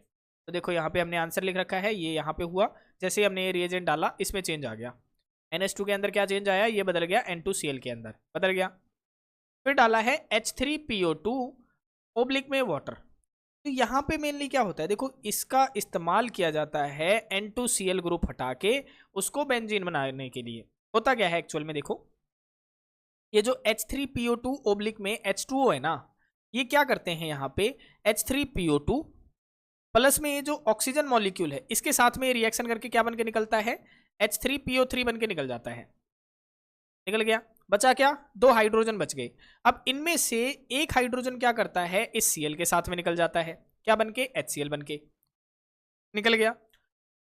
अब जैसे ही ये नाइट्रोजन बाहर निकलता है, ये तो Cl निकल गया, नाइट्रोजन क्या करता है, यहां से दोनों इलेक्ट्रॉन अपनी तरफ खींच लेता है, क्योंकि इस पे पॉजिटिव चार्ज होता है, Cl पे नेगेटिव। तो ये दोनों इलेक्ट्रॉन जब खींचता है अपनी तरफ, तो ये निकल जाता है नाइट्रोजन गैस बन के, ये भी निकल गया। और यहाँ पे जो एक हाइड्रोजन बचा था वो इसकी जगह ले लेता है, यहाँ पे अटैच हो जाता है बेंजीन के ऊपर। तो ये मेनली टोल्यूइन बना देता है, यानी यहाँ पे जो ये रिएजेंट है ना, ये इस्तेमाल करे जाते हैं N2Cl को हटा के H लगाने के लिए। ठीक है, तो यहाँ पे लग गया। फर्दर वो कहता है इसके अंदर डाला फिर हमने KMNO4 ओब्लिक में OH नेगेटिव। और ये क्या होता है, ये स्ट्रॉन्ग ऑक्सीडाइजिंग एजेंट होते हैं भाई, स्ट्रॉन्ग ऑक्सीडाइजिंग एजेंट होते हैं, यानी जितनी मर्जी ऑक्सीजन चाहो उतनी मर्जी ले सकते हो। तो ये क्या करता है, ये CH3 ग्रुप को किस में बदल देगा, COH में बदल देगा, और हमारा बन जाएगा बेंजोइक एसिड। तो इस तरीके से आपने इन रिएजेंट का मतलब और इनका यूज आपको पता होना चाहिए किस लिए इस्तेमाल करे जाते हैं। अब हम नेक्स्ट क्वेश्चन करते हैं। देखो नेक्स्ट क्वेश्चन है हमारे पास में कि give chemical test to distinguish between primary, secondary and tertiary amine. कि हमारे पास में प्राइमरी, सेकेंडरी और टर्सरी अमीन है, तो किस तरीके से हम उनको डिफ्रेंशिएट कर सकते हैं। तो इनको डिस्टिंग्विश करने का केवल एक ही तरीका है कि हम यहाँ पे हिंसबर्ग रिएजेंट का इस्तेमाल करें। तो यहाँ पे आप लिखेंगे कि primary, secondary and tertiary amine can be distinguished by treating with Hinsberg reagent. और हिंसबर्ग रिएजेंट क्या होता है, तो ये होता है बेंजीन सल्फोनिल क्लोराइड। और ये इसकी स्ट्रक्चर होती है, अभी देखो ये बना रखी है, benzene sulphonyl chloride, benzene sulphonyl chloride, benzene sulphonyl chloride. तो ये इनकी स्ट्रक्चर हो जाती है। यहाँ पे हमने प्राइमरी, सेकेंडरी और टर्सरी अमीन बना लिया है। अलग क्या होता है इनमें कि इसमें NH2 ग्रुप एक अल्काइल ग्रुप से अटैच होगा, इसमें NH ग्रुप 2 अल्काइल ग्रुप से। देखो NH केवल एक हाइड्रोजन हट जाएगा, एक रह जाएगा, और 2 अल्काइल ग्रुप लग जाएंगे। टर्सरी में सारे के सारे हाइड्रोजन हट जाते हैं, तीनों अल्काइल आ जाते हैं। तो होता क्या है, यहाँ पे प्राइमरी के साथ में क्या होगा, ये वाला जो हाइड्रोजन है ना, ये इस क्लोरीन के साथ में निकल जाएगा, क्या बन के, HCl बन के निकल गया। फिर ये जो NH ग्रुप है, देखो RNH, ये डायरेक्टली अटैच हो जाएगा इस सल्फर से। देखो ये अटैच हो रखा है सल्फर से, सिंगल बॉन्ड NHR। देखो ये NHR है, और यहाँ पे देखो ये रहा NHR। तो N से अटैच करवाना है आपने, ये बात ध्यान रखनी है, किससे अटैच करवाना है, N से। ठीक है, तो N से अटैच करवाया, NHR हो गया। इसका नाम क्या है, तो देखो N के ऊपर लगा हुआ है अल्काइल ग्रुप, तो आप नाम बनाएंगे N अल्काइल। फिर क्या है, यहाँ पे ये बेंजीन है, तो ये हो गई बेंजीन, N अल्काइल बेंजीन, और इसे हम बोलते हैं सल्फोना अमाइड, सल्फोना अमाइड। तो ये हो गया। ठीक है, और ये जो प्रोडक्ट बना है ना, ये सॉल्युबल होता है एक्वियस NaOH के अंदर। सेकेंडरी के साथ में जब हम करवाएंगे तो ये वाला हाइड्रोजन इस Cl के साथ में निकल जाता है, HCl बन के। और देखो फिर ये क्या बचा है, N के ऊपर 2 अल्काइल ग्रुप है, और N से आपने बॉन्डिंग करनी है इस सल्फर से। तो देखो N से बॉन्डिंग कर ली, 2 अल्काइल ग्रुप है, तो इसका नाम क्या है, देखो N के ऊपर 2 अल्काइल ग्रुप लगे हैं, तो NN डाई अल्काइल, ये बेंजीन है, तो ये बेंजीन हो गया, और इस ग्रुप को हम बोलेंगे सल्फोना अमाइड। तो ये हो गया सल्फोना अमाइड। ठीक है, और ये जो प्रोडक्ट बना है ना, ये इनसॉल्युबल होता है अभी एक्वियस NaOH के अंदर। देखो प्राइमरी वाले ने कौन सा बनाया, सॉल्युबल प्रोडक्ट बनाया, और सेकेंडरी वाले ने क्या बनाया, इनसॉल्युबल प्रोडक्ट बनाया। लेकिन टर्सरी वाला क्या करता है, देखो यहाँ पे कोई हाइड्रोजन ही नहीं है इस वाले Cl से रिएक्ट करने के लिए, तो ये रिएक्शन चलती ही नहीं है। ठीक है, तो इस तरीके से आप डिफ्रेंशिएट कर सकते हैं कि प्राइमरी वाला हमें सॉल्युबल कंपोनेंट बना के देता है, सेकेंडरी वाला हमें इनसॉल्युबल प्रोडक्ट बना के देता है, टर्सरी वाला हमें कोई रिएक्शन ही नहीं देता है ना। तो ये क्वेश्चन था। अब हम नेक्स्ट करते हैं। देखो नेक्स्ट क्वेश्चन है हमारे पास में कि explain primary amine have higher boiling point than tertiary amine. कि मेरे पास में एक प्राइमरी अमीन है, देखो प्राइमरी अमीन में ये बना लेता हूँ RNH2, ये मैंने बना लिया। और दूसरी तरफ वो कह रहा है कि टर्सरी अमीन, ये मैंने बना लिया N R और R और R, ये मैंने बना लिया। ठीक है, कहता है कि जो प्राइमरी अमीन है ना उसका हाई बॉइलिंग पॉइंट है, इसका है हाई बॉइलिंग पॉइंट इसके कंपैरिजन में, टर्सरी के कंपैरिजन में, यानी इसका है लो बॉइलिंग पॉइंट। तो ऐसा क्यों होता है? देखो हाई बॉइलिंग पॉइंट का मतलब है कि उनमें फोर्स ऑफ इंटरेक्शन ज़्यादा है, जिसके कारण मुझे ज़्यादा एनर्जी देनी पड़ रही है उसको तोड़ने के लिए, है ना, इसीलिए प्राइमरी वाले का ज़्यादा है। लो बॉइलिंग पॉइंट इसीलिए हो सकता है क्योंकि टर्सरी वालों में जो बॉन्डिंग है वो कमज़ोर है, कमज़ोर है तो मैं थोड़ा सा टेम्परेचर देता हूँ वो टूट जाती है। तो ऐसा होता क्यों है? देखो यहाँ पे अगर मैं इस तरीके से बनाऊँ, दोबारा से अगर मैं एक और प्राइमरी अमीन बनाऊँ तो ऐसे मैं बना सकता हूँ इस तरीके से RH, और यहाँ पे मैं दोबारा से, देखो ये मैंने बना लिया RNH2 है ना। तो इस पे क्या होता है, इस पे स्लाइड पॉजिटिव चार्ज होता है और नाइट्रोजन पे होते हैं लोन पेयर इलेक्ट्रॉन, जिसके कारण इस पे स्लाइड नेगेटिव चार्ज होता है। तो पॉजिटिव और नेगेटिव में क्या होता है, इनके बीच में हाइड्रोजन बॉन्डिंग पाई जाती है, प्राइमरी अमीन के बीच में हाइड्रोजन बॉन्डिंग। क्योंकि हाइड्रोजन बॉन्डिंग क्यों बन रही है? क्योंकि हाइड्रोजन बॉन्डिंग की दो कंडीशन होती हैं। पहली होती है कि हाइड्रोजन एटम होना चाहिए, दूसरी होती है कि हाइड्रोजन एटम अटैच होना चाहिए स्मॉल साइज के इलेक्ट्रोनेगेटिव एटम से, जैसे कि ऑक्सीजन हो गया, नाइट्रोजन हो गया या फ्लोरीन हो गया। तो यहाँ पे दोनों कंडीशन सेटिस्फाई हो रही हैं हाइड्रोजन बॉन्डिंग बनने के लिए। तो यहाँ पे होती है प्राइमरी अमीन के बीच में हाइड्रोजन बॉन्डिंग, जो कि स्ट्रांग होती है, जिसके कारण इनका बॉइलिंग पॉइंट क्या होता है, बढ़ जाता है। लेकिन टर्सरी के अंदर अगर जैसे मैं दूसरा कोई मॉलिक्यूल बनाऊं टर्सरी वाला इस तरीके से R R और R, तो यहाँ पे कोई हाइड्रोजन है ही नहीं, तो इनके बीच में हाइड्रोजन बॉन्डिंग होती नहीं है, और हाइड्रोजन बॉन्डिंग नहीं होगी तो इनका बॉइलिंग पॉइंट क्या हो जाता है, लो हो जाता है। ठीक है, तो यही बात आप यहाँ पे बताएंगे कि as there are 3 alkyl group present on N atom, कि इसमें क्या होते हैं, 3 अल्काइल ग्रुप प्रेजेंट होते हैं एन एटम के ऊपर, therefore tertiary amine can not form intermolecular hydrogen bonding, इसीलिए ये हाइड्रोजन बॉन्डिंग नहीं बना सकता है। Hence have lower boiling point than primary amine, इसीलिए इनका बॉइलिंग पॉइंट क्या होता है, कम होता है। ठीक है, तो ये हमारा क्वेश्चन था। अब हम नेक्स्ट करते हैं। देखो नेक्स्ट क्वेश्चन है हमारे पास में कि give one chemical test to distinguish between the following pair of compound. कि हमारे पास में कुछ एक कंपाउंड्स के पेयर्स दे रखे हैं, आपने डिस्टिंग्विशन टेस्ट बताने हैं कि कौन कौन से टेस्ट के द्वारा हम उनको अलग अलग सेपरेट आउट कर सकते हैं। तो सबसे पहला है हमारे पास में मिथाइलमीन एंड डाईमिथाइलमीन। तो इसकी हम स्ट्रक्चर बना लेते हैं। देखो मिथाइलमीन की स्ट्रक्चर होती है CH3NH2 होती है, और डाईमिथाइलमीन की स्ट्रक्चर क्या होगी, जब हम 2 मिथाइल ग्रुप लगा देंगे N से, CH3 और ऊपर लगा देंगे एक CH3 और H ग्रुप, तो ये मिथाइलमीन हो गया, ये डाईमिथाइलमीन हो गया। तो हमें दिखाई दे रहा है कि NH2 ग्रुप एक अल्काइल ग्रुप से अटैच है, तो ये तो प्राइमरी वाला हो गया। और यहाँ पे देखो ये 2 अल्काइल ग्रुप से अटैच है, तो ये सेकेंडरी अमीन हो गया। और प्राइमरी, सेकेंडरी और टर्सरी अमीन को डिस्टिंग्विशन करने के लिए मैंने अभी अभी आपको सिखाया था कि एक हिंसबर्ग रिएजेंट टेस्ट होता है, जैसा कि यहाँ पे सिखाया था कि प्राइमरी वाला इसको रिएक्शन कर लेता है, सेकेंडरी वाला भी कर लेता है लेकिन इनसॉल्युबल कंपाउंड बना लेता है, और टर्सरी वाला कोई रिएक्शन ही शो नहीं करता है। तो आप इसका आंसर लिखेंगे कि methylamine and dimethylamine can be distinguished by Hinsberg reagent. ठीक है, और हिंसबर्ग रिएजेंट का यहाँ पे हमने फॉर्मूला लिख दिया है C6H5SO2Cl। ठीक है, यानी बेंजीन सल्फोनिल क्लोराइड। पहला हो गया हमारा। अब हम सेकंड वाला देखते हैं। सेकंड,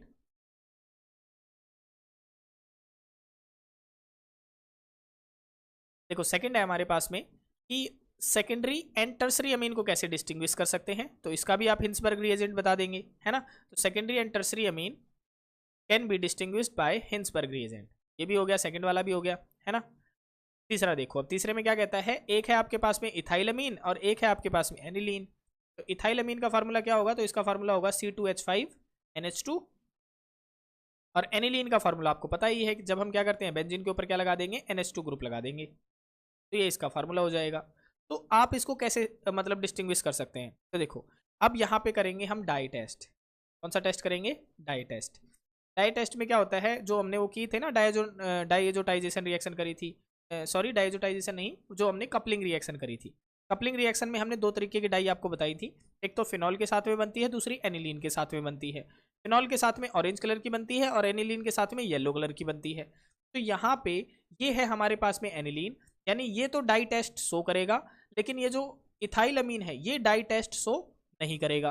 तो आप यहाँ पे लिखेंगे कि जो एनिलीन है वो तो अजोडाई बना लेगा विद बेंजीन डाइजोनियम क्लोराइड के साथ में, बट इथाइलमीन डज नॉट, लेकिन इथाइलमीन नहीं बनाएगा। तो आप इसका थर्ड पॉइंट आप ये बना के लिख सकते हैं। ठीक है, अब हम नेक्स्ट देखते हैं। एक सेकेंड, इसको साफ कर देता हूँ एक बार, कर दिया। ठीक है, तो थर्ड भी हो गया हमारा। अब हम फोर्थ देखो, फोर्थ में क्या कहता है कि एक है आपके पास में एनिलीन, दूसरा है आपके पास में बेंजाइलमीन। एनिलीन का स्ट्रक्चर क्या था? तो एनिलीन का था जब हम बेंजीन के ऊपर क्या लगा रहे थे, NH2। और बेंजाइलमीन का स्ट्रक्चर क्या था? जब हम बेंजीन के ऊपर क्या लगाते थे, हम लगाते थे CH2NH2। ये था बेंजाइलमीन का स्ट्रक्चर। तो अभी अभी मैंने बताया कि हम यहाँ पे भी क्या करेंगे, हम करेंगे यहाँ पे भी डाई टेस्ट। और डाई टेस्ट में मैंने क्या बताया, केवल यहाँ पे एक तो एनिलीन के साथ में रिएक्शन चल सकती है और एक फिनॉल के साथ में, है ना। तो यहाँ पे देखो, ये है एनिलीन, ये तो डाई टेस्ट शो करेगा, लेकिन ये जो बेंजाइलमीन है ये डाई टेस्ट शो नहीं करेगा। तो आप यहाँ पे बताएंगे कि जो एनिलीन होता है वो फॉर्म्स अजोडाई, वो अजोडाई बना लेगा विद बेंजीन डाइजोनियम क्लोराइड, ये उसका फॉर्मूला लिख दिया है यहाँ पे। बट बेंजाइलमीन, जो यहाँ पे बेंजाइलमीन का फॉर्मूला है, देखो ये वाला स्ट्रक्चर की फॉर्म में दिखा दिया मैंने, यहाँ पे फॉर्मूला लिख दिया, डज नॉट, ये नहीं करेगा। ये हमारा फोर्थ था। अब हम लास्ट देख लेते हैं। देखो लास्ट में क्या कहता है कि एनिलीन और एन मिथाइल एनिलीन में आप कैसे डिस्टिंग्विश कर सकते हैं। देखो एनिलीन का स्ट्रक्चर तो मेरा यही है, एन मिथाइल एनिलीन का स्ट्रक्चर कैसे बनेगा, जब मैं बेंजीन के ऊपर क्या लगा दूंगा, देखो इस तरीके से एन, इसके साथ में मैं एक मिथाइल ग्रुप अटैच कर दूंगा और यहाँ पे H रहेगा, तो ये बन जाएगा एन मिथाइल एनिलीन, और ये केवल एनिलीन है। तो अब आप यहाँ पे क्या बता सकते हैं, देखो सिंपली अगर मैं चाहूँ तो यहाँ पे क्या होगा, ये दोनों ही क्या कर सकते हैं, देखो ये तो डाई टेस्ट शो कर देगा, ये नहीं करेगा, एक तो ये भी बता सकते हैं आप। दूसरा मैं यहाँ पे क्या कर दूंगा, कार्बिल अमीन टेस्ट कर दूंगा मैं यहाँ पे। कौन सा टेस्ट कर दूंगा, कार्बिल अमीन टेस्ट, कार्बिल अमीन टेस्ट। कार्बिल अमीन रिएक्शन में मैंने क्या बताया था कि केवल प्राइमरी अमीन ही रिएक्शन शो करेंगे, और प्राइमरी अमीन में क्या होता है, NH2 ग्रुप होता है ना, वही रिएक्शन शो करेंगे। तो यहाँ पे देखो, यहाँ तो NH2 ग्रुप है लेकिन यहाँ पे नहीं है, भूल तो नहीं गए आप कार्बिल अमीन रिएक्शन। देखो यहाँ पे मैंने करवाई थी, अभी अभी कहाँ गई, एक सेकेंड, देखो ये रही, ये करवाई थी ना मैंने कार्बिल अमीन रिएक्शन की, RNH2 प्राइमरी अमीन के साथ में क्लोरोफॉर्म और अल्कोहलिक KOH के साथ में रिएक्शन करते हैं। तो जो कार्बिल अमीन रिएक्शन के लिए मेन कंडीशन क्या थी कि NH2 ग्रुप होना चाहिए, है ना। तो यहाँ पे देखो कार्बिल अमीन टेस्ट में फिर हमने क्या बताया कि कार्बिल अमीन टेस्ट में NH2 ग्रुप होना चाहिए है। तो आप यहाँ पे बताएंगे कि aniline gives carbylamine test positive, but जो एन मिथाइल एनिलीन है इसमें तो केवल NH ग्रुप ही है, तो ये शो नहीं करेगा। ठीक है, तो ये हमारा फिफ्थ था। अब हम नेक्स्ट क्वेश्चन देख लेते हैं। देखो नेक्स्ट क्वेश्चन है हमारे पास में कि explain why pKb of aniline is more than that of methylamine. कि एक है मेरे पास में मिथाइलमीन, मिथाइलमीन का फॉर्मूला होता है CH3NH2, और एनिलीन का मुझे पता ही है ना। तो कहता है एनिलीन की पीकेबी वैल्यू ज़्यादा होती है, तो यहाँ से पीकेबी वैल्यू से फ़र्क क्या पड़ता है, तो मैं आपको यहाँ पे बता देता हूँ कि जो बेसिसिटी स्ट्रेंथ होती है ना, जो बेसिसिटी स्ट्रेंथ होती है वो डायरेक्टली प्रोपोर्शनल होती है केबी वैल्यू के, और इन्वर्सली प्रोपोर्शनल होती है पीकेबी वैल्यू के। इसका मतलब पीकेबी वैल्यू अगर ज़्यादा है तो बेसिसिटी क्या होगी, कम होगी। तो यहाँ पे पीकेबी अगर एनिलीन की ज़्यादा है तो इसका मतलब एनिलीन क्या है, एनिलीन है लेस बेसिक, एनिलीन क्या है, लेस बेसिक है। और जो मिथाइलमीन है, जो मिथाइलमीन है वो क्या होगा, वो मोर बेसिक होगा, ज़्यादा बेसिक। ठीक है, तो ये तो मुझे पता ही है ना। क्यों होगा मोर बेसिक, क्योंकि मिथाइलमीन के जो लोन पेयर इलेक्ट्रॉन है वो अवेलेबल होंगे डोनेशन के लिए, तो ये आसानी से डोनेट कर सकता है, इसीलिए इसकी बेसिसिटी ज़्यादा होगी। लेकिन एनिलीन के पास में जो लोन पेयर इलेक्ट्रॉन होते हैं, इसके पास में जो लोन पेयर इलेक्ट्रॉन होते हैं वो रेजोनेंस प्रोसेस के अंदर इन्वॉल्व होते हैं, जिसके कारण ये लोन पेयर इलेक्ट्रॉन अवेलेबल नहीं होते हैं, not available for donation, not available for donation. तो डोनेशन के लिए अवेलेबल नहीं होते हैं, इसके लिए इसकी बेसिक स्ट्रेंथ क्या हो जाती है, घट जाती है, बेसिसिटी क्या हो जाती है, घट जाती है। तो आप क्या लिखेंगे इसके अंदर कि pKb of aniline is more, pKb aniline की ज़्यादा है। इट मीन्स दैट, इसका मतलब है कि aniline is less basic than methylamine, कि एनिलीन कम बेसिक है मिथाइलमीन के कंपैरिजन में। दिस इज ड्यू टू, और इसके कारण resonance in aniline which decrease the electron density on N atom. तो ये क्या कहता है कि इसकी वजह से ये जो रेजोनेंस प्रोसेस चल रही है, इसके कारण इसकी जो इलेक्ट्रॉन डेंसिटी है एन एटम के ऊपर वो क्या हो जाती है, घट जाती है, और इसी की वजह से बेसिसिटी क्या हो जाती है, कम हो जाती है। वेहरेज, लेकिन जो CH3NH2 है, जो मिथाइलमीन है, उसका प्लस आई इफेक्ट होता है मिथाइल ग्रुप का, देखो प्लस आई इफेक्ट मैंने बताया, इसका मतलब होता है इलेक्ट्रॉन डोनेटिंग ग्रुप, ठीक है। यानी ये इलेक्ट्रॉन अगर देगा तो नाइट्रोजन के ऊपर इलेक्ट्रॉन डेंसिटी बढ़ जाएगी, जो फैसिलेट करेगी डोनेशन के लिए। और लोन पेयर अगर जल्दी डोनेट करेगा तो उसकी बेसिक स्ट्रेंथ बढ़ जाएगी, है ना। तो ये इंक्रीज कर देता है electron density on N atom के ऊपर एज ए रिजल्ट, जिसके कारण इट्स बेसिक कैरेक्टर इंक्रीजेज, इसका बेसिक स्ट्रेंथ बढ़ जाएगी। Therefore aniline is weaker base than methylamine, और यही कारण है कि एनिलीन क्या होता है, वीक बेस होता है एज कंपेयर टू मिथाइलमीन। और यही रीजन है कि पीकेबी ऑफ एनिलीन ज़्यादा होती है देन दैट ऑफ मिथाइलमीन। तो इस तरीके से आपने आंसर लिखने होते हैं। अब हम नेक्स्ट कर लेते हैं।